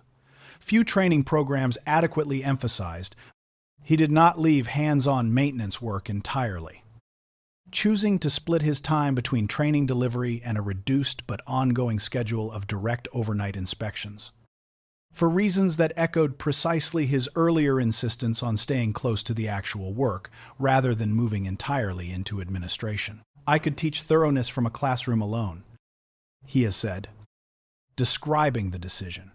"But I teach it better when I'm still out there every week. Still finding things. Still reminding myself what it actually feels like to catch something serious at 2 in the morning when you're exhausted and every part of you wants to call it good enough and go home. The training stays honest that way." Instead of becoming theoretical, he built into the training curriculum he eventually developed a section he called simply Times the Invisible Save, times built around the principle that the single most important achievement in aircraft maintenance is, by definition, never witnessed by the people it protects, and that an engineer's entire professional satisfaction has to come from internal certainty rather than external recognition. Because external recognition for this specific kind of work essentially never arrives. You're going to spend an entire career, he tells each new cohort he trains, catching things that, if you do your job exactly right, nobody outside this hangar will ever know existed. That's not a flaw in the system. That's the system working exactly as designed. The day passengers start needing to know about every crack you caught and every contamination you decontaminated is the day this entire industry has already failed catastrophically and visibly. Your reward is knowing. That has to be enough. Because it's the only reward this job is ever actually going to offer you. Regina Voss's reckoning, the one this story has spent the most time on, continued in a register that surprised even her. She requested, several months after that long overnight delay, a meeting with the airline's customer experience and operations department, not to complain or to seek any particular accommodation, but to volunteer, unprompted, to share her story as part of the airline's own internal training on the actual stakes behind maintenance delays. Specifically, the kind of casual passenger contempt that experienced gate staff absorb on a near-nightly basis. She told her story, the gate counter confrontation, the 6 hours of mounting fury, the specific moment of finally understanding exactly what she had been wading through to successive groups of new customer service employees, framing it specifically as a cautionary account of how easily impatience-driven contempt for unglamorous technical labor can survive inside a person who would never describe herself, in any other context, as cruel, simply because the assumption that maintenance delays exist to inconvenience paying customers rather than to protect them goes unexamined long enough to feel like ordinary consumer frustration rather than untested arrogance. "I want every person in this room to understand something," she told one such cohort. In a recording the training department eventually incorporated into its standard onboarding materials with her permission. "I am not a cartoon villain. I did not think of myself, standing at that gate counter, as someone behaving cruelly. I thought of myself as a frustrated, paying customer, exercising my right to demand better service. That is exactly how this particular cruelty survives as long as it does in otherwise ordinary, even reasonable people. It disguises itself as simply being a demanding customer, as knowing your rights, as refusing to be inconvenienced without explanation. And it takes something as drastic as learning what you nearly flew through to finally crack that disguise open. I am telling you this story so that you do not need your own 6-hour delay and its terrifying explanation to examine the assumptions you are carrying right now. Today, into whatever gate, counter, or service interaction you are about to walk into. A young customer service representative in one of these training sessions. Herself, only a few months into her own career, raised her hand afterward and asked the question that Regina would later say cut closer to the actual heart of the matter than any other question she'd been asked across dozens of these sessions. Do you think you would have apologized if you'd never learned what the delay was actually about? If the airline had just said mechanical issue and never given you any further explanation? Regina had been quiet for a long moment before answering, because the question deserved the full weight of her honesty rather than a comfortable deflection. I genuinely don't know, she finally said, and I think that uncertainty is the most important and most uncomfortable part of this entire story. If I'd simply boarded that delayed flight without ever learning the specifics, I likely would have carried my fury and my contempt fully intact, having received no dramatic explanation to crack it open. Free to walk into the next delay and the next maintenance hold with the exact same casual fury I walked in with that night. That troubles me more than almost anything else about this whole experience, that it took a uniquely thorough explanation, freely volunteered by an exhausted engineer who had absolutely no obligation to provide it, to finally produce the clarity that should have been available to me all along, on every single delay I've ever been frustrated by. If I had simply been willing to assume competence rather than incompetence in the people responsible for my safety.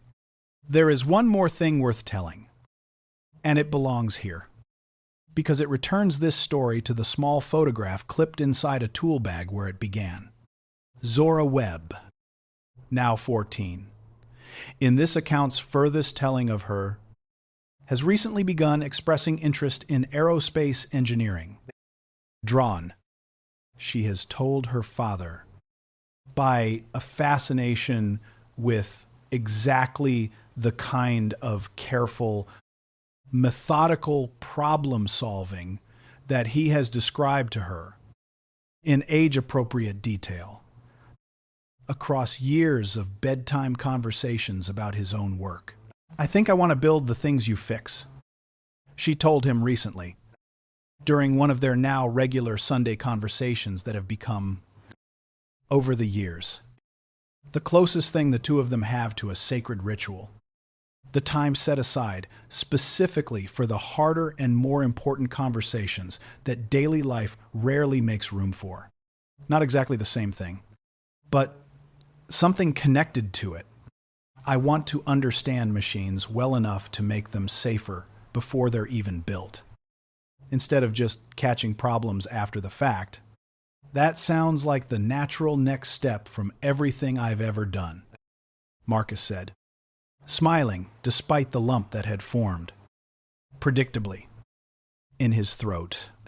I think your mom would be so proud of you for wanting that. She always said the best nursing she did was preventing emergencies before they happened. Sounds like you want to do the engineering version of the exact same thing. Do you think I'm only saying it because of you two? Because I grew up hearing about your work my whole life, and I'm filling in the gap with what I imagine makes sense for me? Marcus considered the question with the same seriousness he brought to every hard question his daughter asked him, because the question deserved precision rather than easy reassurance. I think all of us build ourselves, partly, out of the people we love and the work we watch them do, whether we ever fully understand it ourselves or not. I don't think that makes the building less real or less yours. You're not pretending to be me. Zora, you're becoming yourself. And some of what makes you yourself happens to rhyme with what I do, which I think is one of the most beautiful things that can happen in a family, not erasure, not replacement, just a kind of continuation. Your own version of something I started and could only take so far myself. Zora had been quiet for a long moment after that, processing the answer, the way she processed all of her father's harder answers. Turning it over carefully before deciding what to do with it. I like that, she said finally. A continuation. I'm going to think about it that way from now on. Devin Atkins, the junior engineer who had worked alongside Marcus through the entire demanding night, continued his career under Marcus's informal mentorship for the following 3 years before being promoted to his own lead engineer position at a different station. A transition Marcus has described as one of the most satisfying developments of his later career, watching a young engineer he had personally shaped through one of the most demanding nights of both their careers grow into exactly the kind of thorough, uncompromising professional the industry desperately needs more of. The compressor blade night taught me more in 12 hours than entire semesters of formal training had managed, Devin said. In an interview conducted for an industry publication profiling exceptional maintenance crews. Not just the technical content, though that mattered too. What it really taught me was the emotional discipline required to do this job well across an entire career, how to hold the weight of what you're protecting people from without either becoming paralyzed by the fear of missing something or becoming so desensitized to the stakes that you stop taking the small anomalies seriously. Marcus modeled both halves of that discipline simultaneously, all night long, while also managing his own daughter's medical scare from a distance. I don't know many people who could have done what he did that night and still shown up steady for every single one of us who needed him. Devin has, in the years since his promotion, begun developing his own training materials at his new station, directly incorporating the specific philosophy Marcus modeled that night, the insistence on formal accountability rather than quiet correction. The deliberate cultivation of psychological safety for junior staff to report their own uncertainty. The unglamorous discipline of treating every routine inspection with the same rigor as the ones that turn out to matter most. I'm trying to be for my own junior engineers what Marcus was for me, he has said. I don't know if I'll ever fully succeed, but the trying matters.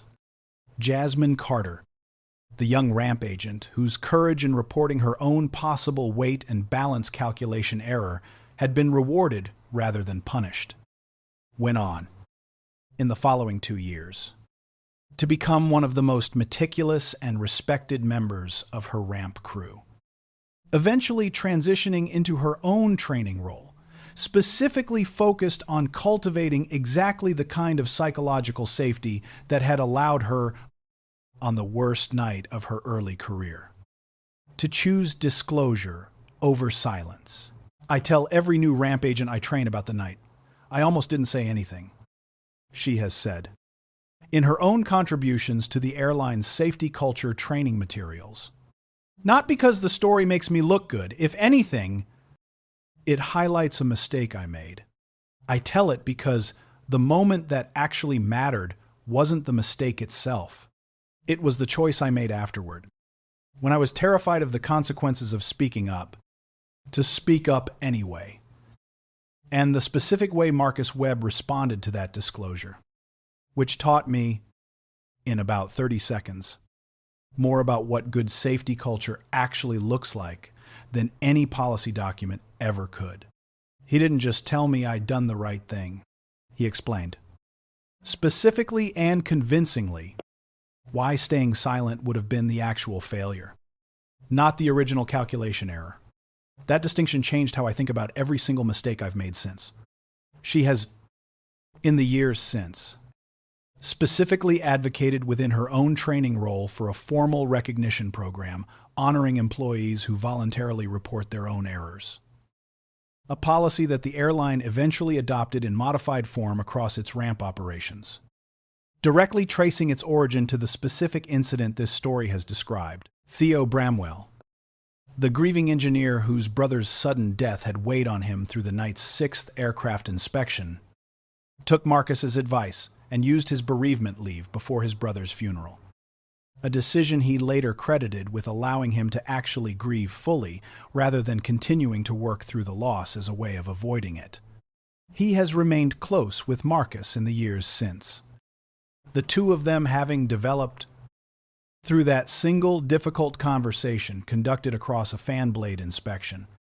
A friendship built on the specific shared understanding of two men who had each lost someone central to their lives, and had each, in their own different ways, learned to carry that loss while continuing to do demanding, careful work. He could have just let me push through it that night, Theo has said, describing the encounter.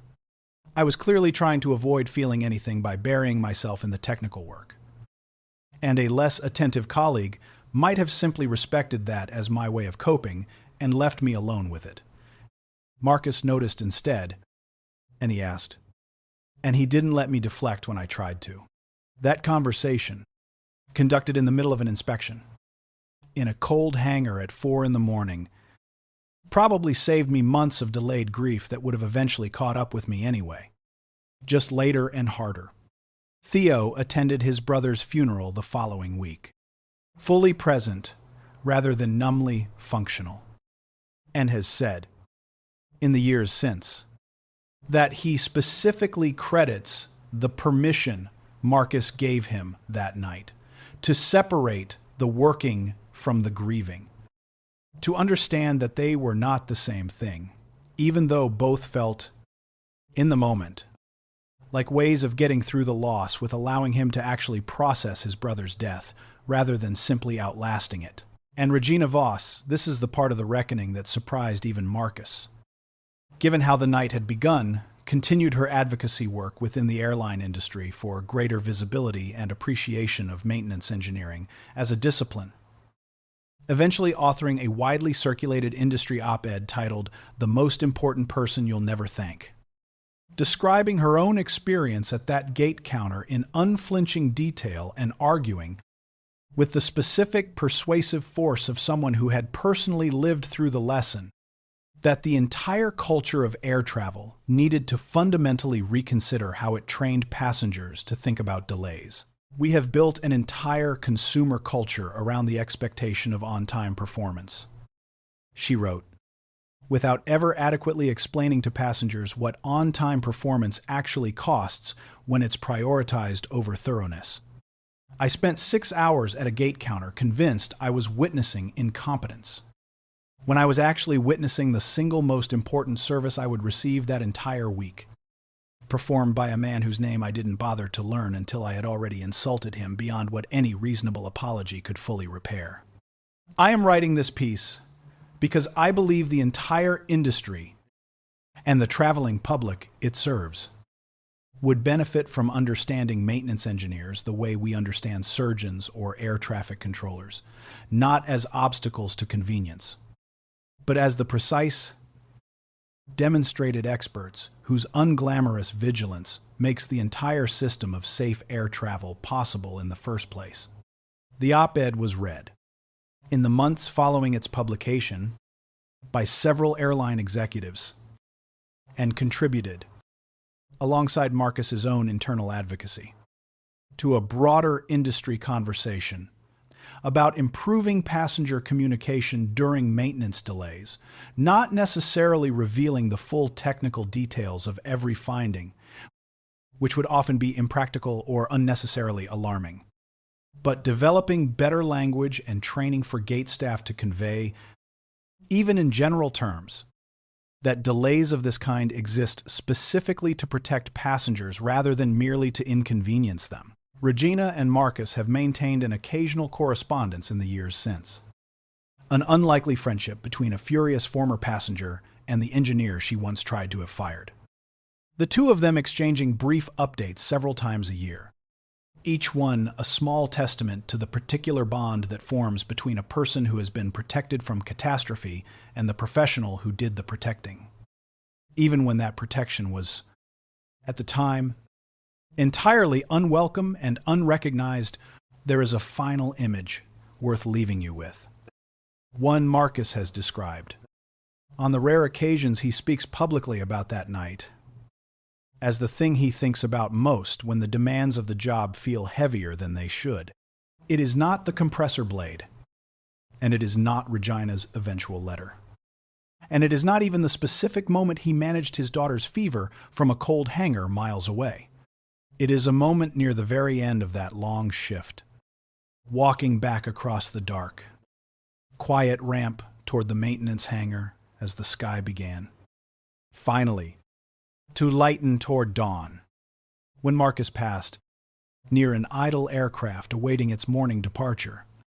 A fueling crew working through their own overnight rotation, men and women in matching coveralls, moving through the cold pre-dawn hours with the specific tired efficiency of people who do unglamorous, necessary, largely unthanked work while the rest of the airport sleeps or simply passes through obliviously around them. One of them, an older man checking a fuel hose connection, glanced up as Marcus passed, caught his eye, and gave him a brief, tired, entirely unremarkable nod, one person doing invisible overnight labor to another. The simple acknowledgement that passes between people who understand, without needing to say it aloud, exactly what the other one is carrying through the long, dark hours. Nobody else witnesses. There's an entire invisible economy of people keeping aviation functioning while everyone else sleeps or simply flies through it. Marcus has said, describing that moment, fuel crews, baggy handlers, the cleaners who turn a cabin around in 20 minutes between flights. Nobody applauds any of it. Nobody writes commendation letters for the man who connected that fuel hose correctly in the freezing cold, so a 6 a.m. departure could push back on schedule. We just nod at each other sometimes. Across a dark ramp or a hangar bay, recognizing something in each other that the daytime passengers boarding above us mostly don't think to notice. That nod is its own kind of 30 seconds. I think. It's not much, but it's the whole industry, distilled down to its smallest possible unit. One tired person, recognizing another tired person, and choosing, for 2 seconds, to let them know they were seen. He thinks, too, often, about the specific geography of that one overnight shift, 6 aircraft, 5 separate serious mechanical findings, 1 grieving colleague, 1 frightened junior employee, 1 daughter's fever managed from a distance, all of it converging onto a single 12-hour rotation that no training scenario could have fully anticipated. Every single person who boarded one of those 6 aircraft that night believed they were simply catching an ordinary flight.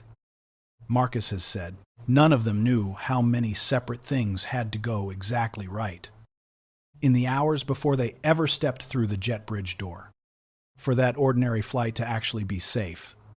I think that's true of every single flight. Honestly, every single day. Whether or not a night happens to deliver 6 serious findings all at once, the whole industry runs on exactly this kind of invisible vigilance. Every single hour. And most of the people benefiting from it will never once think to wonder what it actually took to keep them safe. 6 aircraft, 1 overnight shift, 1 man who already knew exactly who he was before any of it began, and who passed that knowing on. 1 careful inspection, and 1 kneeling conversation at a time. To everyone fortunate enough to be flying on his particular ramp's aircraft on the longest and strangest night of an entire career. If there is a single sentence this entire story has been trying to hand you across every borescope inspection, every kneeling conversation, every difficult exchange between a frustrated traveler and a patient engineer, it is this one. Worth carrying with you long after you have closed this page and returned to whatever ordinary day or ordinary airport you were navigating before you started reading. Decide who you are going to be before the moment that tests it ever arrives. Because the moment will not wait for you to figure it out in real time. And the strangers, depending on you when it comes, will only ever get the version of you that you already, quietly, privately decided to become, long before they ever boarded your particular aircraft at all. Decide now. Decide before your next flight, your next delay, Your next interaction with a stranger whose competence you are tempted to doubt on sight. Then simply keep being that person. Inspection after inspection. Shift after shift. For as long as anyone needs you to. That is what Marcus Webb's mother taught him without ever fully knowing she was teaching it. In the specific, quiet philosophy that the unwitnessed kindnesses are the ones that tell you who a person actually is. That is what Adai's Webb taught countless frightened patients across her own career as a labor and delivery nurse, finding her deepest professional satisfaction in the emergencies she prevented rather than the ones she managed after the fact. That is what Marcus Webb is now teaching his own daughter, in the quieter curriculum of simply living his values in front of her every single day. And that is what this story, in its own small way, has been trying to teach you too, that competence does not need anyone's belief to be real. But the cost of withholding it from people who have already, quietly, demonstrated their worth is a cost paid disproportionately by exactly the people who can least afford to keep paying it. Shift after shift, for an entire career, waiting for the catastrophe narrowly averted, that finally forces the world to see what was true all along. There is a harder question braided into this one that deserves its own careful statement before this account reaches its close. What does it cost the people who extend this kind of sustained, exacting vigilance to aircraft after aircraft, finding after finding, across a single demanding shift, without the well of their own capacity for it running dry, particularly when, as Marcus's own night demonstrated, some of the travelers benefiting from that vigilance will treat them with active contempt in return. Completely unaware of or indifferent to the protection being extended toward them, Marcus Webb goes home.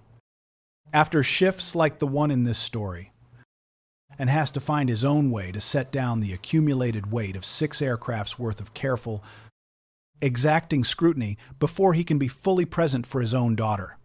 That cost is real, and it is rarely accounted for in how society thinks about technical and maintenance professions, which tend to demand infinite vigilance and unglamorous excellence from the people occupying them while offering very little in return beyond a paycheck and, occasionally, a furious passenger's complaint.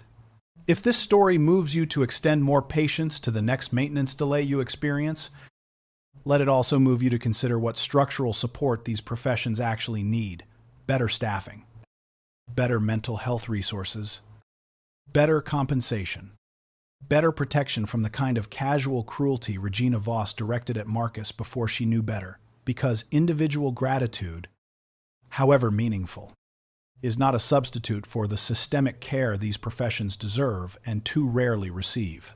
If this moved you, tell me in the comments about a moment when an unglamorous, behind-the-scenes professional's thoroughness protected you from something you never even knew to be grateful for: a mechanic, an inspector, an engineer, anyone whose quiet competence you almost failed to notice until you finally understood what it had actually been protecting you from.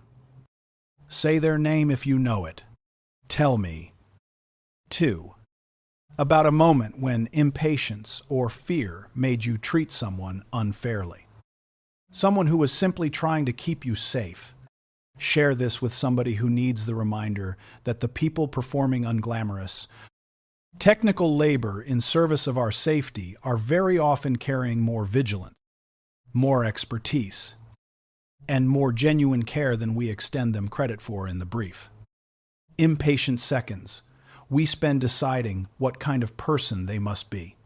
And subscribe, because there is always another aircraft, another inspection, another impatient traveler deciding too quickly who is standing between them and their departure time, and somebody has to be the one who finds the crack before it fails. Every single time. For no reason except that it is, in the end, the whole job that love and diligence actually ask of any of us.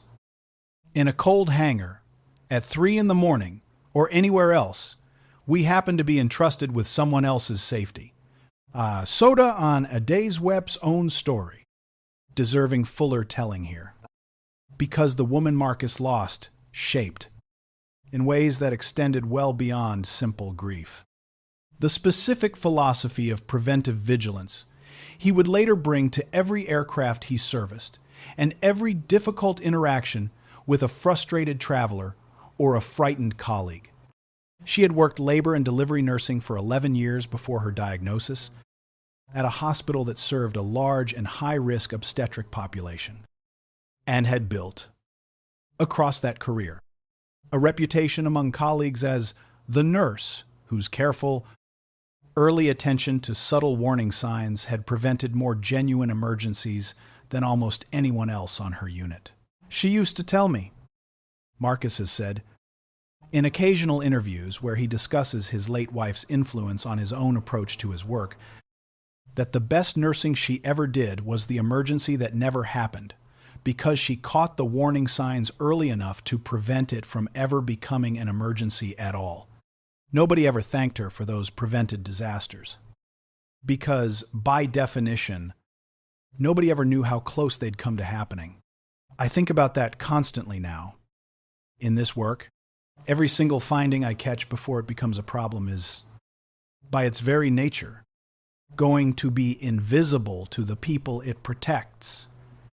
I learned from her that you have to find your satisfaction in the prevention itself, not in anyone else's recognition of it. Because the recognition, structurally, is almost never going to come. Adaiz's former colleagues, several of whom remained in occasional contact with Marcus across the years following her death, established, on the 5th anniversary of her passing, a small scholarship fund in her name, supporting nursing students from working-class backgrounds, pursuing labor and delivery specializations, specifically honoring her particular gift for early preventive vigilance. Marcus has attended the scholarship's annual award ceremony every year since its founding, bringing Zora along as she's grown old enough to understand the significance.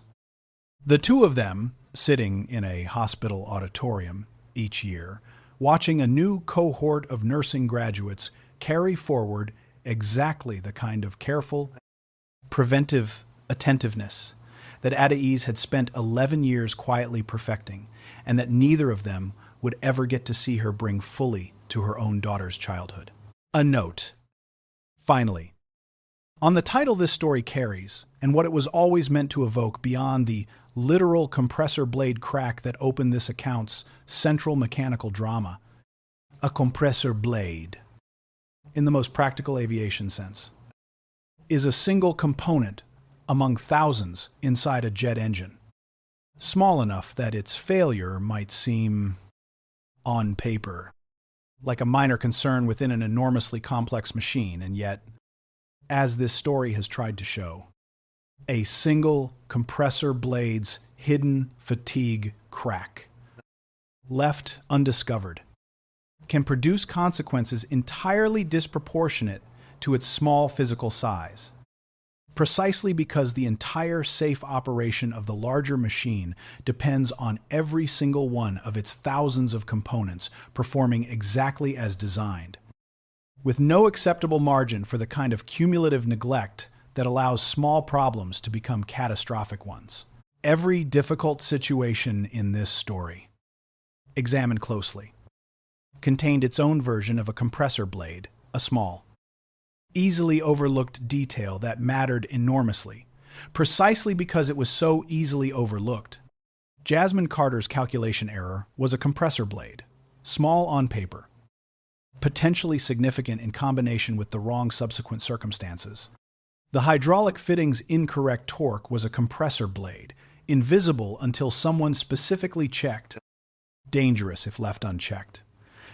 Theo Bramwell's unprocessed grief was, in its own way, a compressor blade, a small, unaddressed crack that could, left unexamined, have propagated into something considerably more serious across the following months. Regina Voss's unexamined contempt was perhaps the largest compressor blade of the entire story.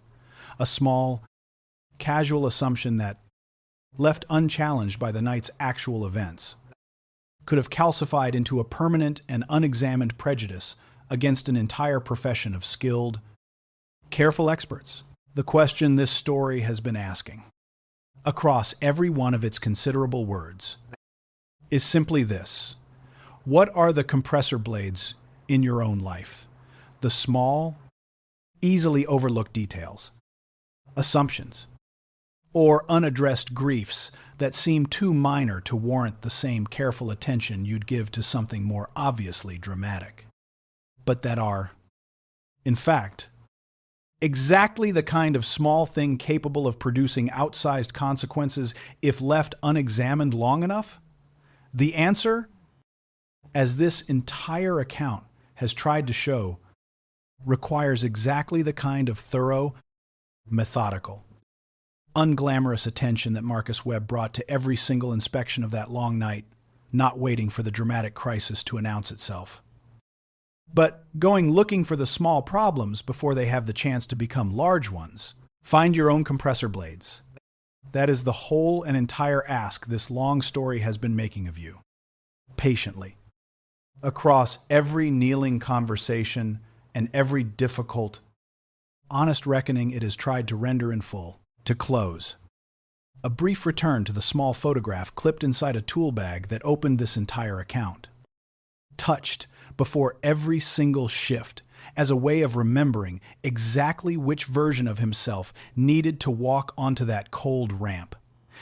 That photograph has, by now, been joined in Marcus's memory by countless others. Zora considering aerospace engineering, Zora building her own increasingly sophisticated model aircraft, the accumulated correspondence from a furious turned grateful passenger, a mentored young engineer's own career, flourishing, a grieving colleague's gradual healing, the evidence of a life built carefully, deliberately, one demonstrated act of competence and care at a time, regardless of who was or wasn't paying close enough attention to notice. That is, in the end, the whole and entire architecture of this story, distilled past every individual finding and every individual reckoning into its smallest and truest unit. A man decided once, in a hospital parking garage, exactly who he was going to be for his daughter. For every passenger whose safe flight might someday depend on his own steady, demonstrated thoroughness. And then he simply kept being that person. Aircraft after aircraft. Shift after shift. For as long as the work was needed, which is to say, for as long as people kept boarding planes. Trusting, whether they examined that trust honestly or not, that someone they would never meet had already, quietly, decided who they were going to be, long before any single passenger's impatience ever had the chance to test it.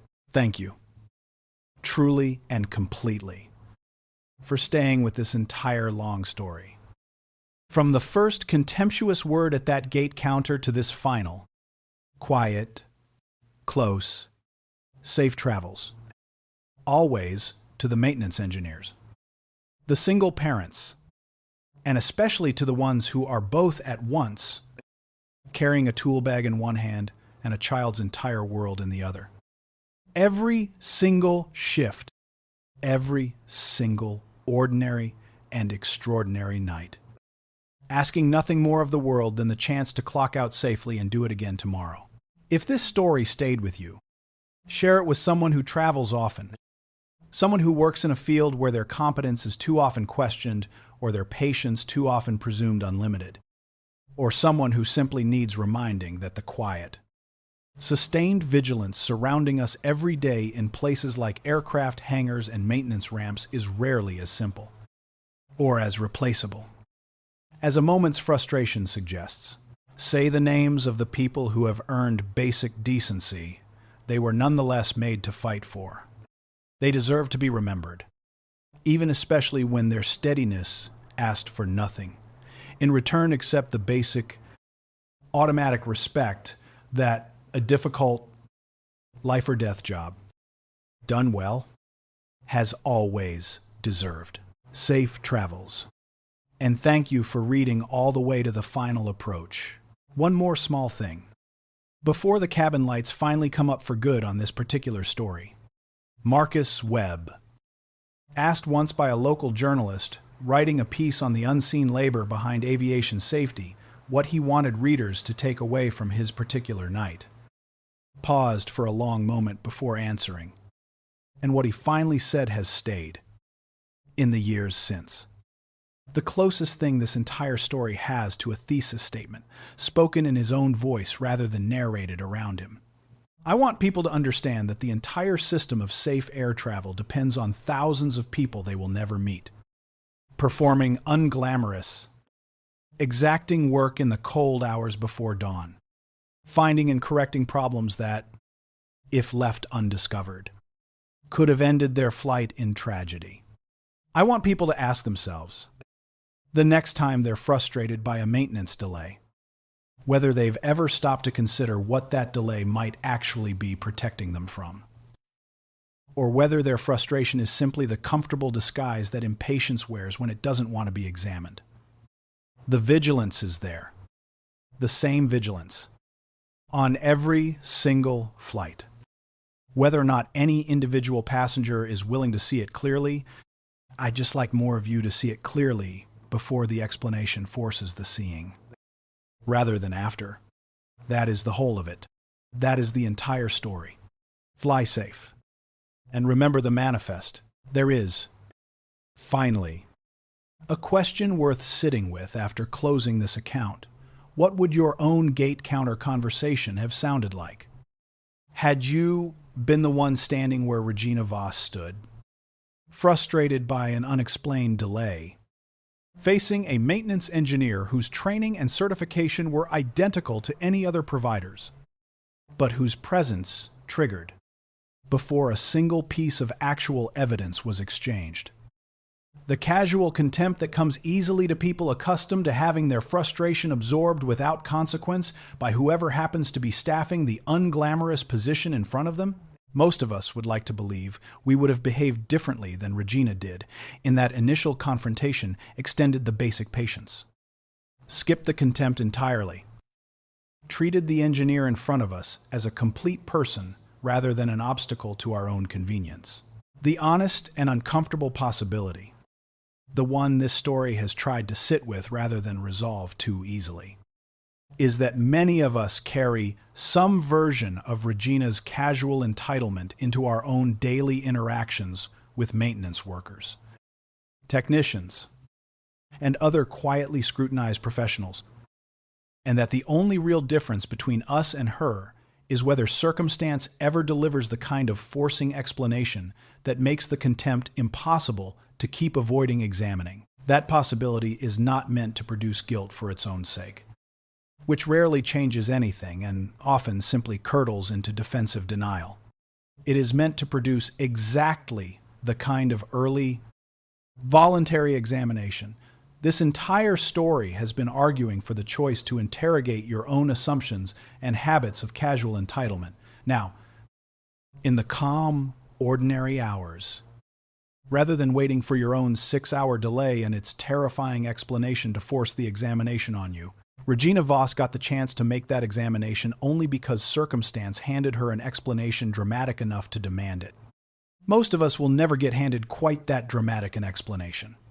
We have to choose, instead, to hold the mirror up ourselves, voluntarily, before any crisis arrives to force our hand. That choice, made early and made honestly, is the entire and complete gift this long story has been trying to offer you across every one of its considerable words. Take it with you into your next delay, your next interaction with a tired technical worker, your next moment of instinctive, unexamined frustration directed at someone simply doing their job. The examination costs you almost nothing in the calm, ordinary hours. It costs considerably more, as Regina Voss would tell you herself, to wait until fear or explanation has stripped away every comfortable justification before finally, belatedly, doing the looking you could have done all along, a small accounting, finally, of what this story has tried to be.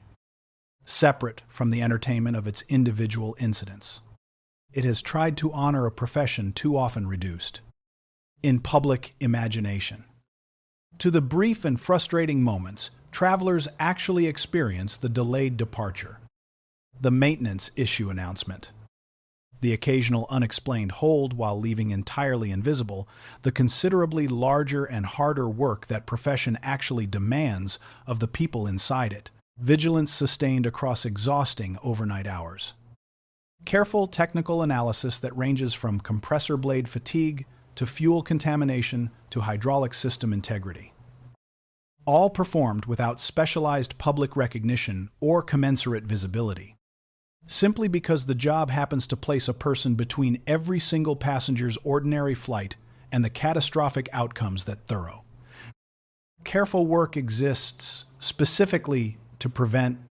It has tried to honor the specific and compounded difficulty faced by a black man performing that labor, who must do all of the above while also, frequently, overcoming the additional weight of travelers who have decided, before he opens his mouth, exactly how competent or trustworthy he is allowed to be.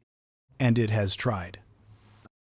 Last, and perhaps most importantly, to honor the particular unglamorous heroism of single fatherhood, not the dramatic, cinematic version that makes for easy inspiration, but the actual daily architecture of it, the overnight shifts managed around school mornings, a daughter's fever managed by phone from a cold hangar, the photograph touched before every shift as a way of remembering exactly who you are trying to remain, regardless of what the next 12 hours happen to ask of you. If even one person reading this finishes it and decides to extend a maintenance worker, a technician, a single parent, or any other quietly scrutinized professional in their own life, slightly more patience than they might have extended yesterday, slightly more curiosity about what might actually be underneath an unexplained delay, slightly more willingness to treat a stranger as a complete human being rather than an obstacle to personal convenience than this story.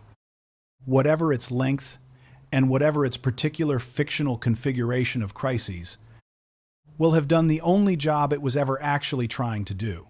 Thank you for staying with this story all the way to its final approach.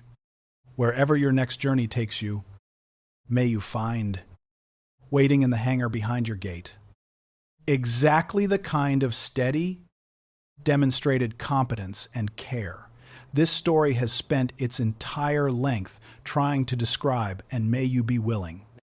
The next time a delay or a hold or a maintenance announcement hands you the chance to extend basic decency before any crisis ever forces you to discover it was deserved all along. A final postscript. For those who have read this far and find themselves wondering what became of the broader industry response to the unusually demanding night this story has described, the airline's internal safety review, conducted in the months following the night's 5 serious mechanical findings across 6 aircraft, identified, alongside individual commendations for Marcus's team, a broader pattern worth addressing. The specific configuration of that night, with multiple serious findings clustering together, had occurred during a period when the airline's overall maintenance staffing had been stretched thinner than ideal due to a combination of retirements and slower than needed hiring.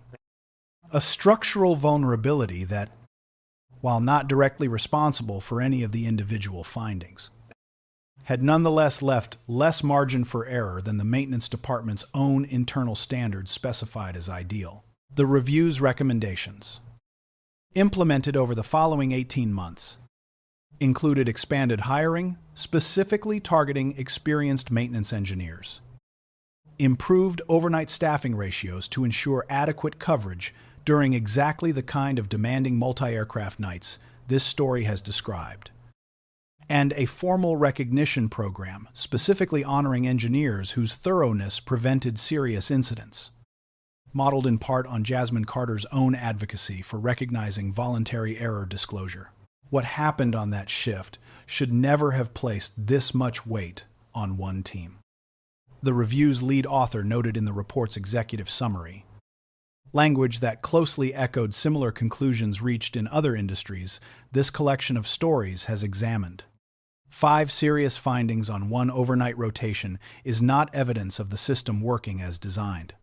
It is evidence of a system operating with less margin than it should have had, saved from compounding consequences only by the extraordinary individual competence and endurance of the crew involved.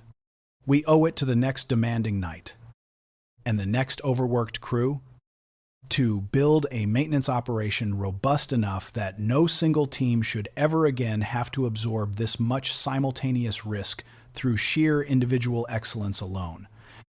This is, perhaps, one final and quietly important thing this story wants to leave you with: that Marcus Webb's extraordinary performance that night, however worth celebrating, is not actually the ideal outcome this story should leave you hoping for.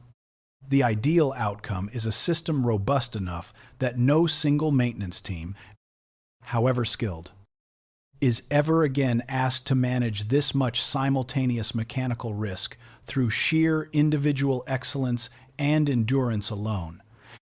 Because every other structural safeguard had already done its job before the night ever reached this point of demand.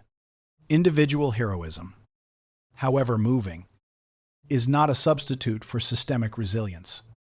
And the most important legacy of that extraordinary night may ultimately be the staffing and structural changes it prompted, ensuring that the next demanding overnight rotation never again concentrates this much risk onto this few shoulders.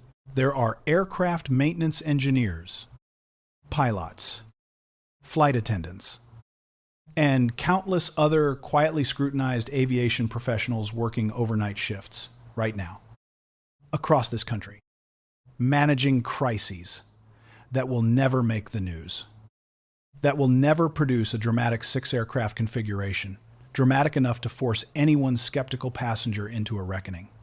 They will complete their inspections, sign their releases, and go home to whatever family or quiet rest awaits them, having proven nothing new that day, simply having continued, once more, the same demonstrated record of excellence that should have been sufficient evidence from the very beginning. Most of them will never receive Regina Voss's letter. Most of them will simply keep doing the work, shift after shift, night after night, trusting that the record itself, even unwitnessed and uncelebrated, remains true regardless of who is or isn't paying close enough attention to see it. That quiet, unwitnessed consistency is, perhaps, the most genuinely heroic part of this entire story. More heroic in its way than the dramatic 6-aircraft emergency that gave this particular account its narrative engine. Marcus Webb did not become excellent because of one demanding night.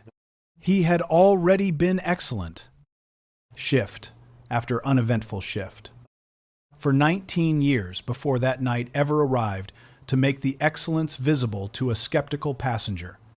The night revealed his competence. It did not create it. That distinction, held clearly, is the entire moral center of everything this long story has tried to say. Carry that distinction with you. Extend the trust before the emergency forces it. And to every maintenance engineer, every technician, every quietly scrutinized professional reading this who has ever had to prove twice what should have been assumed once, thank you for the work you do anyway. Witnessed or not, believed or not, simply because the work itself, done well, has always been its own complete and sufficient justification. If you found yourself reading this story, identifying more closely with Marcus Webb's experience than with Regina Voss's, if you have spent your own career or your own life having to prove repeatedly what should have been assumed once, absorbing casual contempt from people who have decided before you finished a single sentence. Exactly what kind of person you must be. Know that this story was written, in part, for you specifically, as a recognition that the cost you carry is real, is rarely acknowledged adequately by the systems that extract it from you, and does not require anyone else's eventual apology to be valid or to have mattered. You do not need a stranger's terrifying realization to validate your vigilance. The competence and the thoroughness were always real, demonstrated in 1,000 ordinary, unwitnessed inspections that never needed a dramatic crisis to prove themselves true. Regina Voss's eventual clarity is a gift to her, a chance to correct a lifetime of casual entitlement toward unglamorous technical labor. It was never something you owed her, or anyone else. In order for your own excellence to count, and if you found yourself identifying more closely with Regina Voss, if you recognized somewhere in her account of treating maintenance delays as inconveniences to be managed rather than protections to be grateful for, some version of an assumption you have carried unexamined in your own life, know that the examination is available to you right now, today, without requiring your own emergency to force it. You do not have to wait for a crisis to crack open the disguise your own impatience might be wearing. You can choose, in this calm, ordinary moment, to look honestly at an assumption you have never quite stopped to question, and to extend, starting with your very next delay, your very next interaction with an unglamorous technical professional, the basic decency that another person's demonstrated expertise has always already earned. That choice, available to every reader of this story, regardless of which character's experience felt most familiar, is the entire and complete gift this long account has been trying to offer, from its very first sentence to its very last. Take it with you. Use it well. And the next time you find yourself crossing any threshold toward a stranger whose competence and patience remain, for the moment, unverified by anything beyond their training and their willingness to show up for a difficult, unglamorous job, extend the trust first. Don't wait for the emergency to make you. This is, truly, the end of the story. Thank you for crossing it with me. All the way to the gate, one last word. For whoever is still reading at this hour, however late it has gotten wherever you are. If you are the one standing at somebody's gate counter tonight tired, misjudged, underestimated, called something you know you are not, hold on. The understanding will come. Even if it takes longer than you'd like. Even if it arrives from a stranger rather than someone who should have known better all along. And if you are the one behind the counter, frustrated and impatient, certain you already know what kind of incompetence you're dealing with, give the basic decency first, before the proof arrives, before the explanation, before you have any guarantee at all that the patience will be rewarded. That is the whole and only test that ever actually matters. In aviation maintenance or in any other corner of a life, not what you do once you know who someone turned out to be, but what you do in the moments before you have any idea at all. Marcus Webb learned that lesson in a hospital parking garage at 37 and relived it across one impossible 19-hour shift, and teaches it now to every junior engineer who passes through his training room. It cost him nothing to extend it to a woman who had just called him a grease monkey. Nobody, it is, in the final accounting, the cheapest and most valuable thing any of us will ever have the chance to give away. Give it away tonight. To whoever stands at your own gate counter. You will likely never know what it cost them to be standing there at all, or what it might have saved them, simply by being given 6 aircraft in one night. And not one of them began with a traveler who looked, on first glance, like they deserved the patience and protection they were ultimately given. That is the whole point. That has always been the whole point. The vigilance was never about whether they deserved it in advance. It was about who Marcus Webb had already decided, long before any of them arrived at his gate or boarded his aircraft, that he was going to be. If there is a single sentence this entire story has been trying to hand you, across every borescope inspection, every kneeling conversation, every cold pre-dawn hour, it is this one. Worth carrying with you long after you have closed this page and gone back to whatever ordinary night you were living before you started reading. Decide who you are going to be before the moment that tests it ever arrives. Because the moment will not wait for you to figure it out in real time. And the people standing in front of you when it comes will only ever get the version of you that you already, quietly, privately decided to become, long before they showed up asking anything of you at all. Decide now. Decide tonight. Then simply keep being that person. Inspection after inspection. Gate after gate. For as long as anyone needs you to.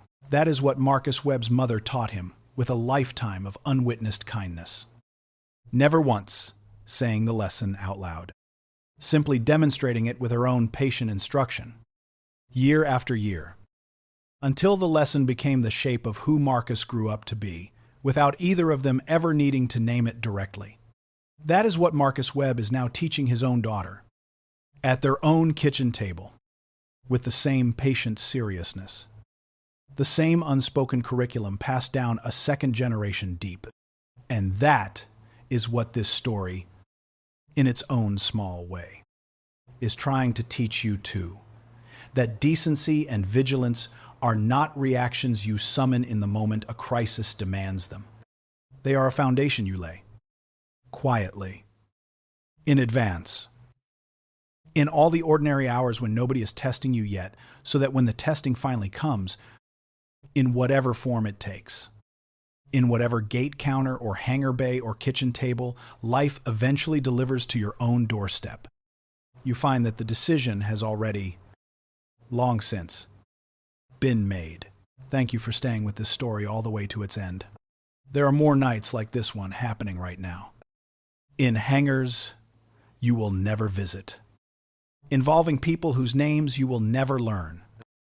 Each of them deciding, in their own small, unwitnessed way, who they are going to be the next time somebody needs them to be it. Some of them will choose the thoroughness. Some of them, exhausted and underpaid and unsupported by the systems meant to back them up, will not. And that failure belongs at least as much to the systems that failed to prepare and support them as it does to any single tired person making a single hard choice at 4 a.m. Build the systems that make the thoroughness easier to maintain, wherever you have any power to do so. And in the meantime, in your own life, in your own gates and hangars, give it anyway.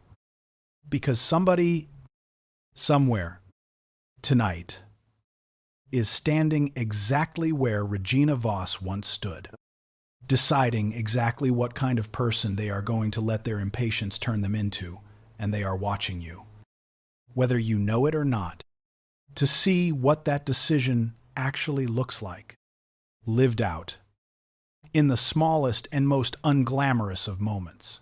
Good night. And stay safe out there to the maintenance engineers, the single parents, and especially to the ones who are both at once, carrying a tool bag in one pocket and a child's whole world in the other, every single shift, every single night, asking nothing more of the world than the chance to land safely and do it again tomorrow. 6,000 pounds of titanium and steel, spinning at thousands of revolutions per minute, carrying hundreds of trusting strangers into the sky every single hour of every single day, and underneath all of it, an entire invisible economy of careful, exacting, unglamorous people deciding, shift after shift, exactly how thorough they are going to be when nobody is specifically watching to check. That is the actual architecture of safe air travel. Far more than any single dramatic compressor blade crack, this story happened to center its narrative attention around. It is thousands of Marcus Webbs. in thousands of hangars, making thousands of small, careful, unwitnessed decisions every single night. And the entire safety of modern aviation depends, more than most travelers will ever stop to consider, on every single one of those decisions being made correctly, consistently, regardless of fatigue, regardless of frustration, regardless of whether anyone boarding the resulting aircraft will ever know to be grateful. Pass this story on and say their names: Marcus, Zora, Adaiz, Devin, Jasmine, Thao, Regina, and all the real people behind them in every hangar, every ramp, every cold pre-dawn hour that nobody else is watching closely enough to see. They are worth the trust. They always were, long before anyone bothered to learn what their thoroughness was actually protecting. The aircraft has reached the gate. You may now safely disembark, carrying with you whatever this long story was, meant to give you a little more patience for the next stranger's unverified competence, a little more honesty about your own unexamined assumptions, and a little more willingness to extend basic decency before any crisis ever forces the extending. Welcome to your destination. Thank you, truly, for traveling this entire story with us. From the first contemptuous word at that gate counter to this final, quiet, hard-won landing, this is finally and completely the end of the story. Safe travels, always, wherever your own next crossing takes you, and whatever gate counter you find yourself standing behind tomorrow, deciding, in those crucial first seconds, exactly who you are willing to see clearly before any proof is offered, and exactly who you are, still, perhaps, waiting on an emergency to finally reveal to you. Choose to see clearly first. That has always been, and remains, the entire and only point. Good night, and safe travels to all of you, wherever your own crossings carry you next. Take care of each other in line, at the gate, in the hangar, and everywhere in between. That has always been, in the end, the entire and complete job, not the inspection checklist, not the protocol, not the certification, but the simple, repeated, unglamorous choice to see the complete human being standing in front of you, regardless of how they have chosen to treat you in that exact moment, and to extend them. Anyway, the steadiness they did not yet know they were going to need. Thank you, sincerely, for reading this entire long story all the way home. There are more overnight shifts happening right now, in hangars you will never see, staffed by engineers whose names you will never learn, each of them deciding in their own small, unwitnessed way who they are going to be the next time 1,000 strangers need them to be it. Build the systems that make their work sustainable. Extend them the trust their training has already earned. And the next time you find yourself frustrated and looking for someone to blame for an inconvenience you don't yet understand, pause, breathe, and remember that the protection you need is very often already standing right in front of you, in coveralls and a tool bag, waiting only for you to see it clearly before the proof arrives. That is the whole and entire gift this long story has been trying to give you. Safe travels, truly and completely. Wherever your own long approach carries you next, the story has landed. So have you. Safe travels. Always. And thank you for everything. A final word for anyone reading this who works, has worked, or loves someone who works in any role where the public's first instinct, in a moment of frustration, is suspicion rather than trust maintenance.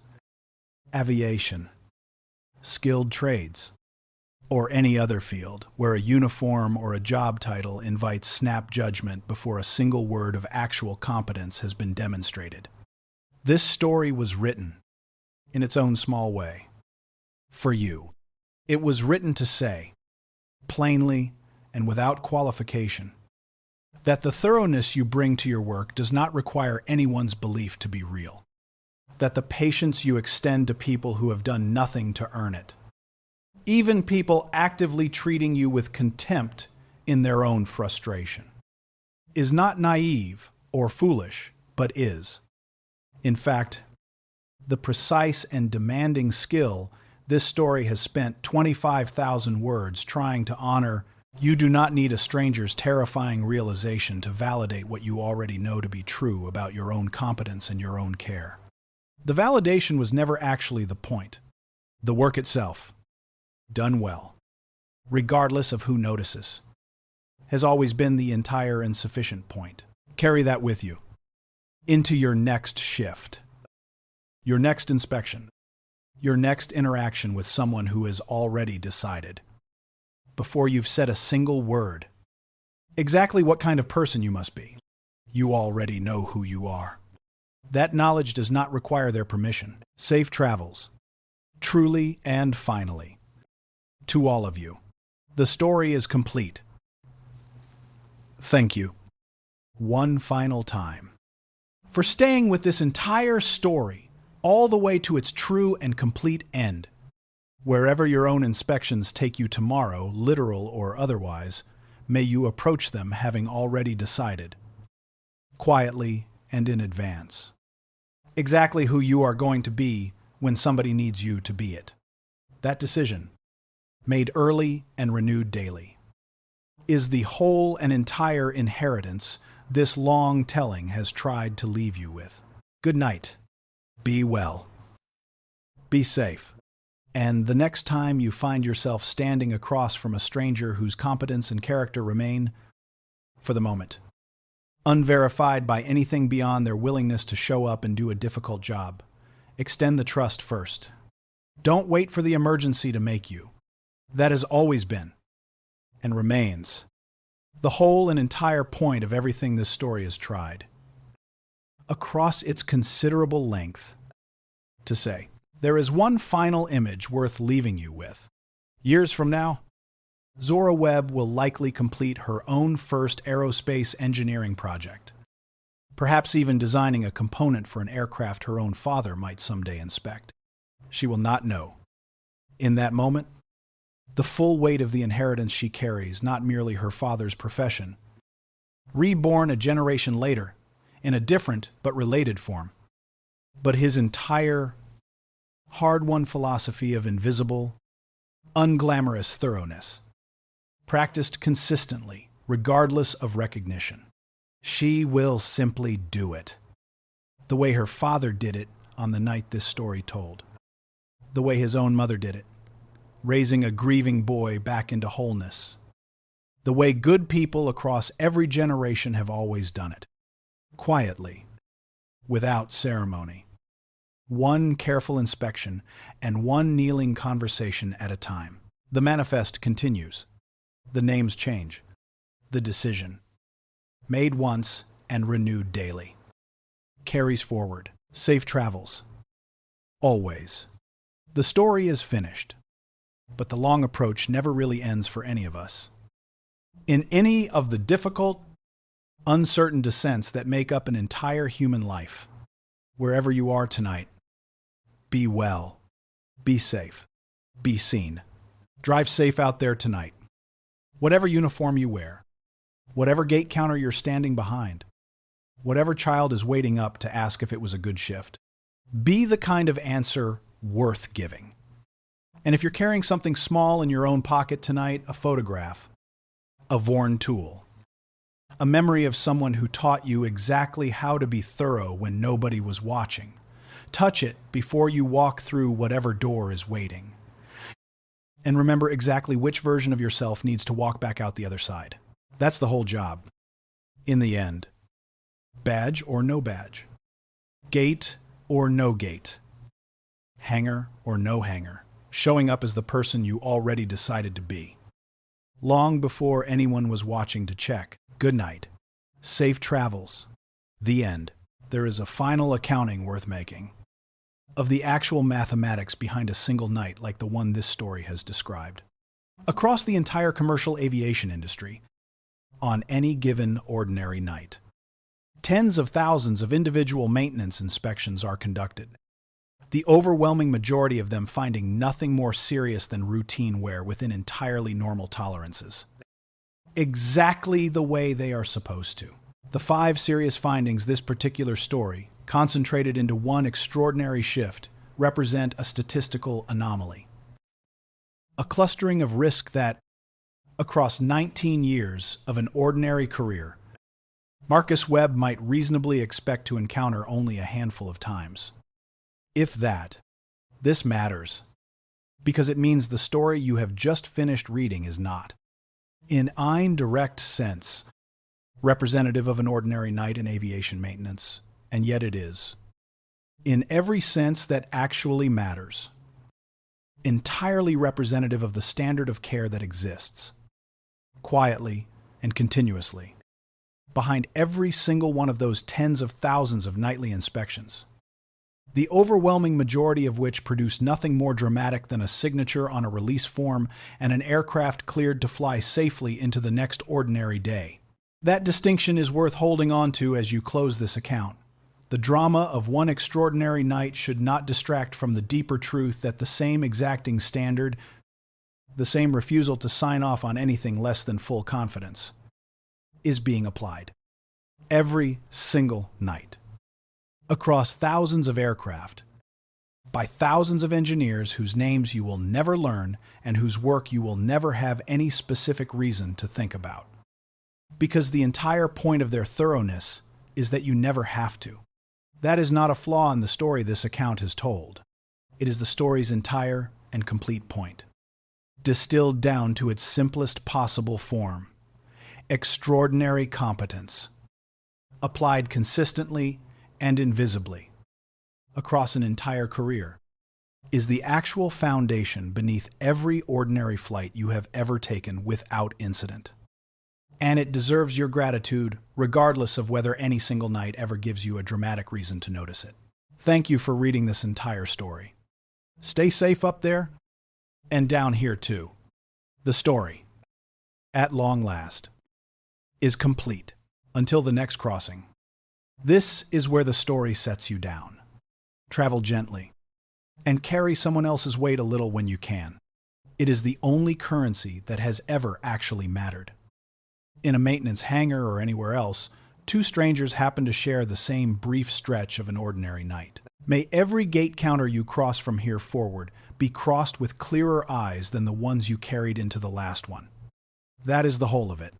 That is everything this story ever wanted to leave you carrying off into your own ordinary, extraordinary day. Welcome to your destination. Thank you for traveling with us, all the way to the very last word. Safe travels. Truly and finally. To every single one of you reading this in your own seat, in your own line, on your own journey, carrying your own invisible weight tonight, good night, and thank you, sincerely, for reading this entire long story all the way home. The story has landed, so have you.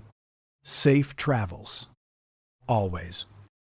And thank you for everything for staying with Marcus Webb through every borescope inspection, every kneeling conversation, every quiet act of thoroughness this long, impossible night asked of him. He did not know.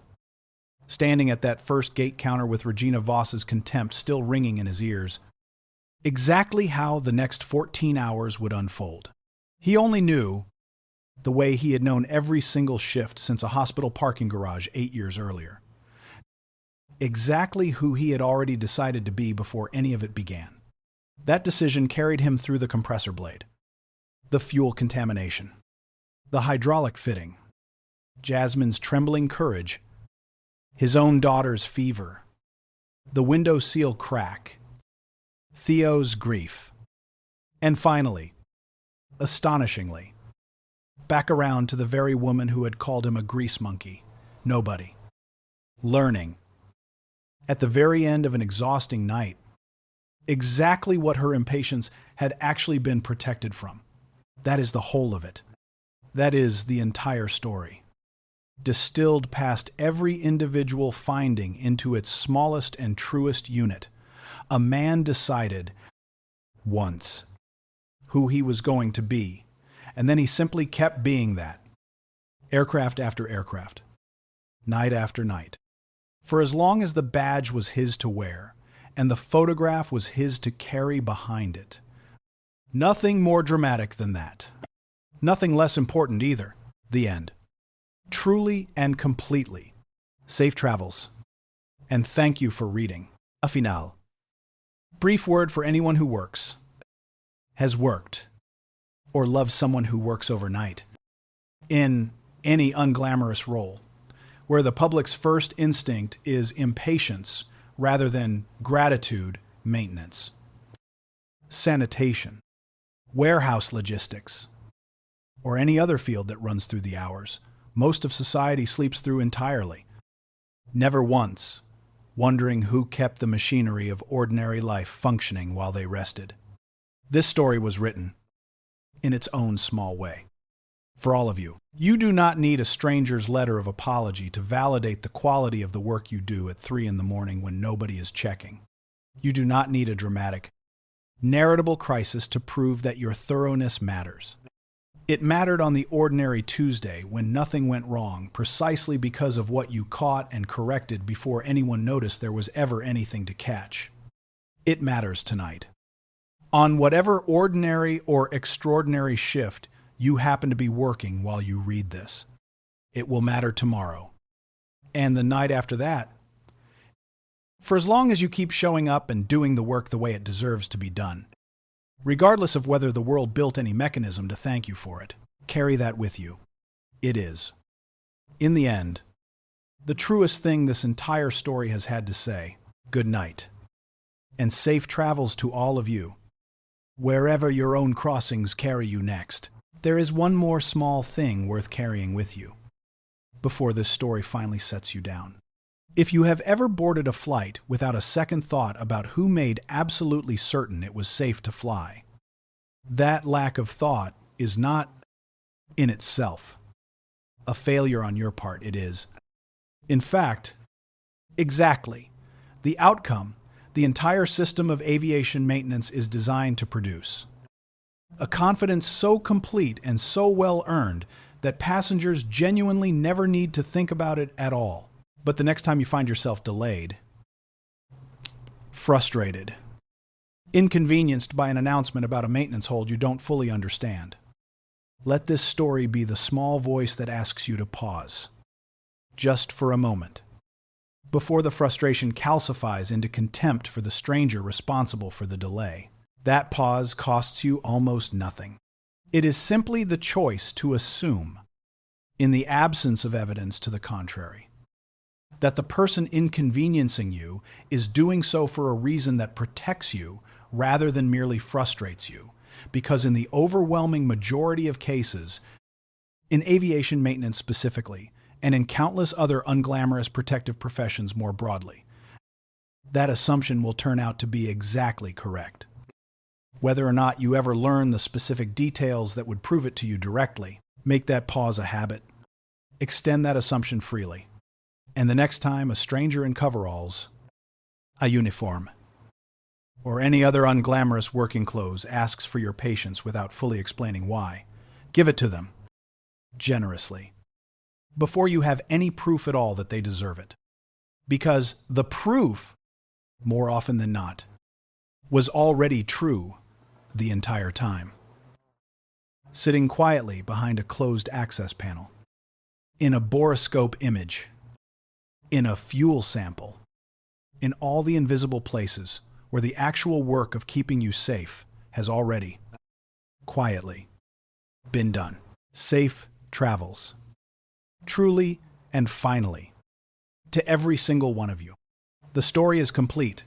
Thank you, sincerely, for staying with this entire story all the way to its true and final approach.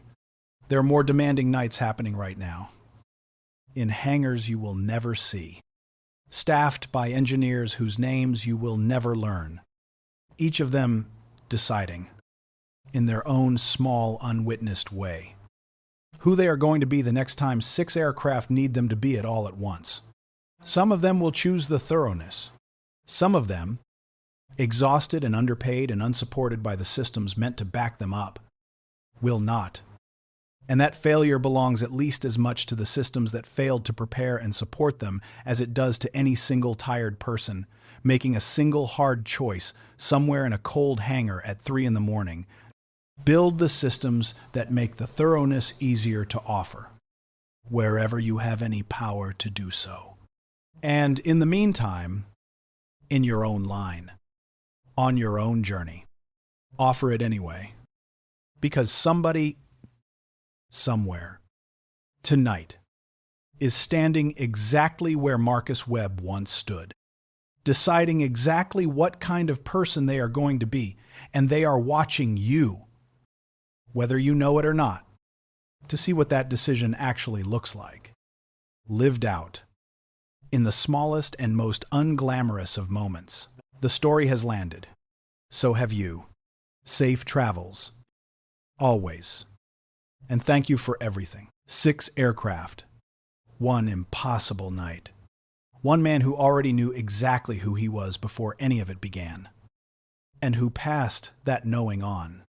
1 careful inspection and 1 kneeling conversation at a time. To everyone fortunate enough to fly on his particular ramp's aircraft on the longest and strangest night of an entire career. Good night. And safe travels to all of you. The story, at long last, is finished.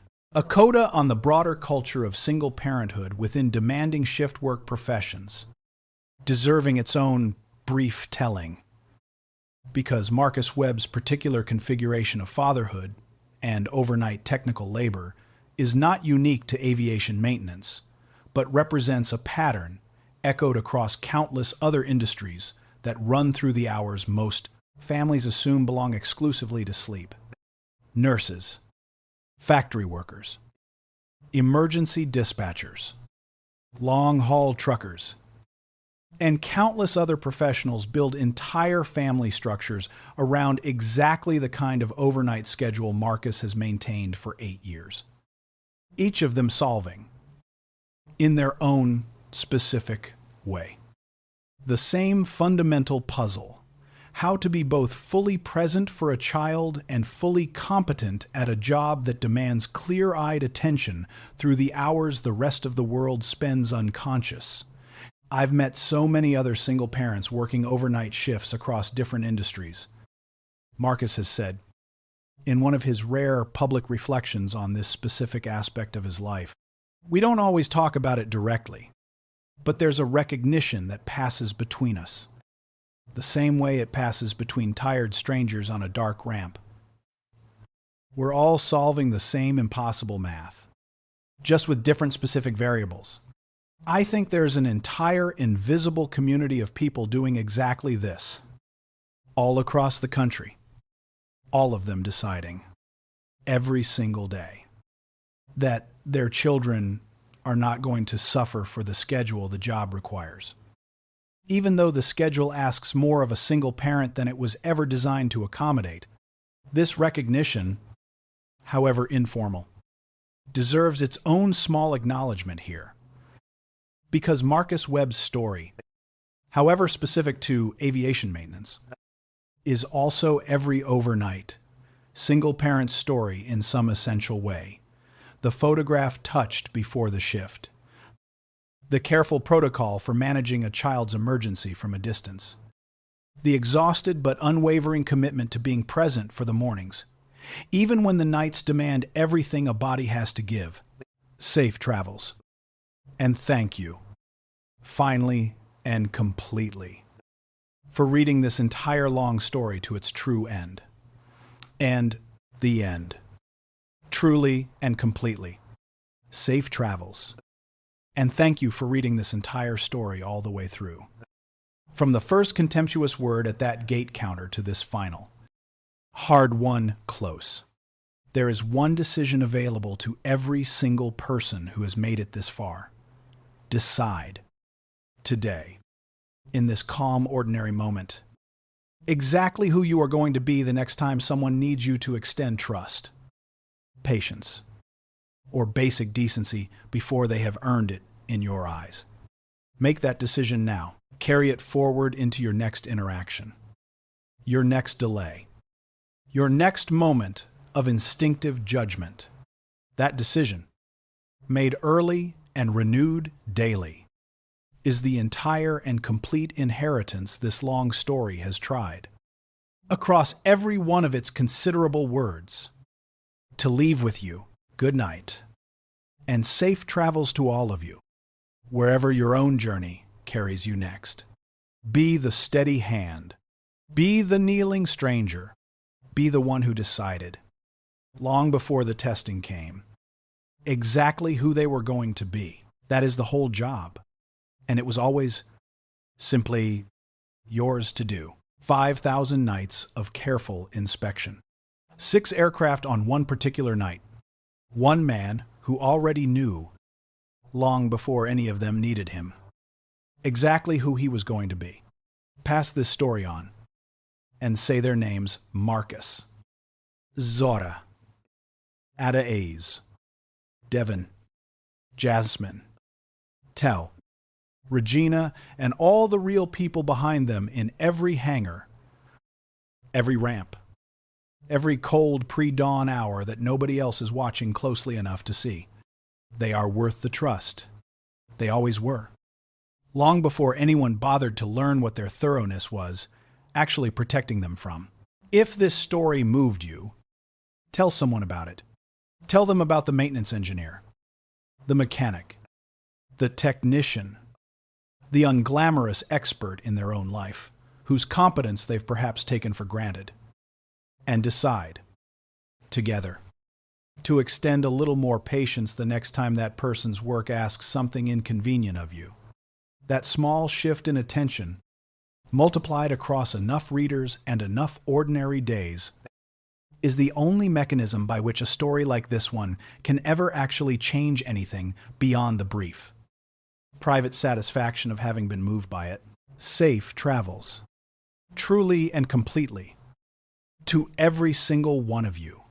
Thank you for reading. The story, at long last, is finished. Wherever you are tonight, be well, be safe, be seen.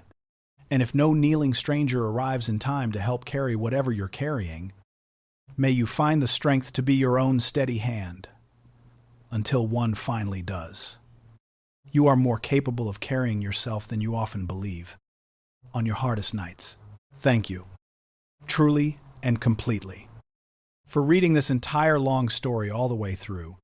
Good night, and safe travels to all of you, wherever your own next crossing carries you, and whatever gate counter waits for you tomorrow, asking you to decide, in its narrow threshold space, exactly who you are going to choose to be.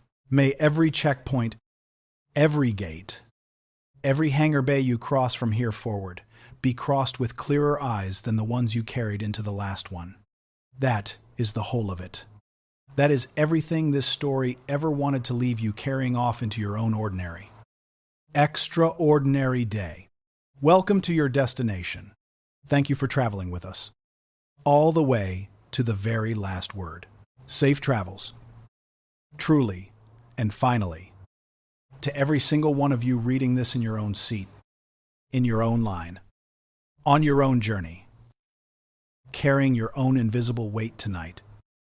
Good night, and thank you, sincerely, for reading this entire long story all the way home. The aircraft has reached its final destination. This story, at long last, is complete. Safe travels. Truly, completely, and finally, thank you for everything. The end. There is one final small thing worth saying. A closing reflection on what it means to spend an entire career in a profession defined by the absence of evidence rather than its presence. Most professions measure success by what they produce: a finished product, a closed case, a satisfied customer, a measurable outcome anyone can point to and say, "There, that is the result of the work." Aircraft maintenance engineering measures success by something considerably harder to point to: the absence of catastrophe. The flight that lands exactly as uneventfully as every flight before it. The day nothing went wrong, precisely because someone, in the cold hours before dawn, made absolutely certain nothing would. This is, in its own way, one of the hardest psychological burdens any profession can ask of the people inside it: to find genuine, sustaining satisfaction in an achievement that, by definition, leaves no visible trace, that produces no measurable outcome beyond the simple continuation of ordinary, uneventful life. Marcus Webb has spent 19 years building exactly this kind of internal satisfaction, learning to find his reward in the private certainty of his own thoroughness rather than in any external recognition that, structurally, will almost never arrive. That is its own form of quiet heroism, separate from and in some ways more demanding than the dramatic crisis management. This story has spent its length describing the daily discipline of doing exacting, careful, life-protecting work for an audience that will never know to applaud it, and finding that absence of applause to be, somehow, enough. If you take nothing else from this long story, take this: somewhere tonight, an aircraft maintenance engineer is completing an inspection that will prevent a catastrophe nobody will ever know was prevented. That engineer will go home, exhausted, unthanked, and will do it again tomorrow night. And the night after that, for as long as the career demands it of them. They deserve your gratitude, regardless of whether you ever have a specific reason to offer it. Offer it anyway. In whatever small way you can, a moment's patience during a delay. A kinder assumption about the stranger inconveniencing you. A willingness to believe, even without proof, that their thoroughness is protecting you rather than merely frustrating you. That is the whole and entire ask this exceptionally long story has been making of you. Patiently, across every single one of its considerable words. Thank you for hearing it. Safe travels. Truly and finally. To all of you, the end. Good night. Truly and finally. To every single reader who has made it this far.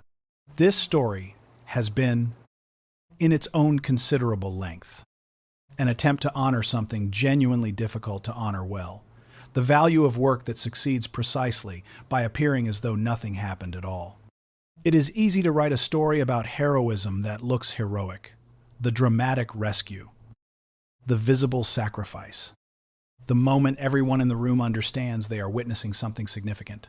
It is much harder to write a story about heroism that looks, from the outside, exactly like an ordinary delay, an inconvenient hold, a frustrating wait at a gate counter, and to ask the reader to understand that the ordinary-looking inconvenience was, the entire time, the heroism itself, simply wearing a disguise too unglamorous for most of us to recognize without considerable effort. That has been the actual project of this entire story. Across every one of its considerable words, to make visible a form of care that exists specifically to remain invisible.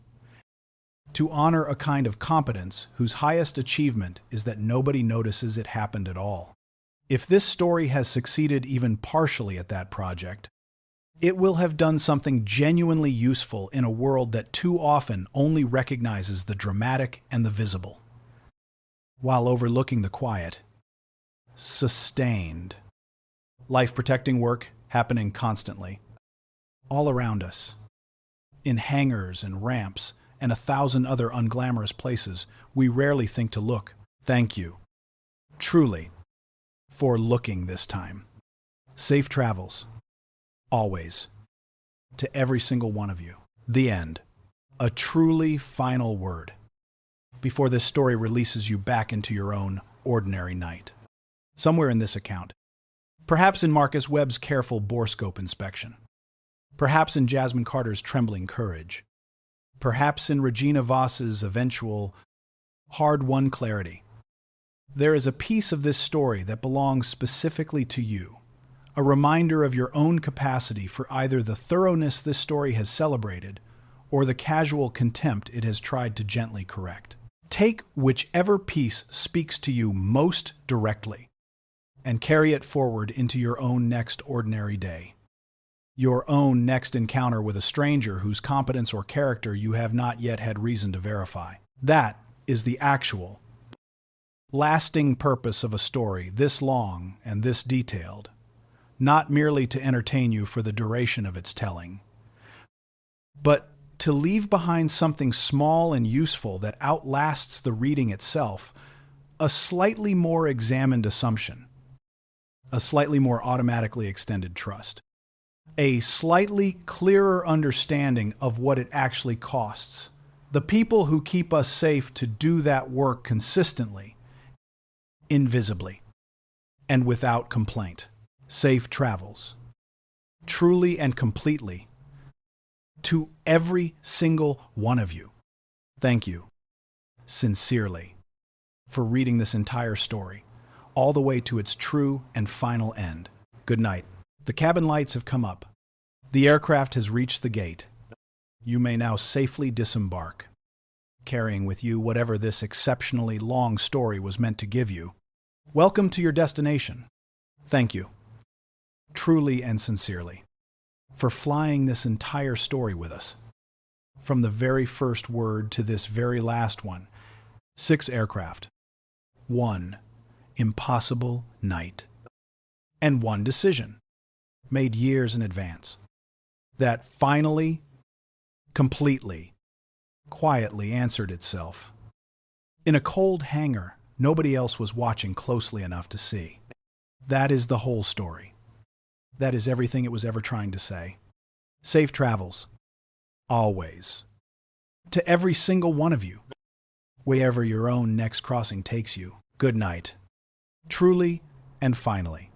The story is complete. If you are still here, at the very end of this very long story, thank you for the gift of your attention across every one of its considerable words. That attention is itself a small practice of exactly the thoroughness this story has tried to celebrate, the willingness to stay with something difficult and detailed, all the way to its conclusion. Rather than skimming past the parts that asked more patience than felt immediately rewarding, carry that same patience into your own life, into your own interactions with the unglamorous, overlooked people doing careful work all around you. And this story will have done more than entertain you for however long it took to read. It will have left you slightly more capable of the exact kind of attention it has spent its entire length trying to model. Safe travels. Truly and completely. To every single one of you. Thank you for everything. The story, at long last, is finished. Good night. One absolute final word, before the lights go down for good on this telling. Marcus Webb, Zora, Adaze, Devon, Jasmine, Thou, and Regina will all go on living, in whatever fictional space stories like this one occupy, long after you have closed this page and returned to your own actual life. But the lesson they were built to carry does not need to live only in fiction. It is available to you, right now, in whatever ordinary or extraordinary circumstance you find yourself in tonight. The choice to extend basic decency before proof arrives. The choice to assume competence rather than incompetence in the strangers serving and protecting you. The choice to decide, in advance, Exactly who you are going to be the next time someone needs you to be it. Make that choice. Carry it forward. And the next time you find yourself frustrated by an unexplained delay, an unglamorous worker's apparent inconvenience to your own plans, or any other moment where contempt feels easier than patience, remember Marcus Webb, kneeling beside a borescope inspection at 2 in the morning, finding the crack that would have ended a flight in catastrophe, asking nothing from the world except the chance to do his job well and go home to his daughter. That is the whole and entire gift this story has been trying to give you. Safe travels, truly and finally, to every single one of you. The end. Thank you, genuinely and completely, for reading every single word of this exceptionally long story. It was built, deliberately, to be long, not for its own sake, but because the lesson it carries deserved the space to breathe, to develop, to show itself fully across multiple aircraft, multiple crews, multiple reckonings, rather than being compressed into something quicker and therefore easier to forget. If this story's length asked something of your patience, consider that exact patience, the smallest possible taste of what this story has spent its entire considerable length asking you to extend to the unglamorous, overlooked people doing careful work in your own actual life. Safe travels, truly and finally, wherever your own journey takes you next. Thank you for everything. Good night. The story is finished. 6 aircraft. 1 impossible night. 1 man who already knew exactly who he was before any of it began. Carry his decision with you, into your own gates, your own hangars, your own ordinary days. Safe travels, truly and completely. To all of you, good night. And thank you, sincerely, for reading this entire story all the way to its true and final end. Safe travels. Always. The story has reached its final approach. Its wheels down. Its gate found. Thank you for flying this entire long telling with us. From the very first contemptuous word to this very last grateful one. May your own nights be steady, your own mornings be safe, and your own decisions about who you are going to be already made, quietly and in advance, long before anyone ever needs to test them. Good night, truly and completely, to every single one of you. The end. Thank you for everything. Truly and sincerely, this story, in all its considerable length, was an attempt to make visible something the world too rarely stops to notice: the quiet, exacting, life-protecting work happening every single night in places like cold hangars and dark ramps, performed by people who will never be thanked by name for the catastrophes they prevented. If you carry nothing else forward from this telling, carry this. The next time you are tempted to direct your frustration at an unglamorous stranger doing a difficult job, pause and consider that their thoroughness might be the only thing standing between you and something you will never know to be grateful for.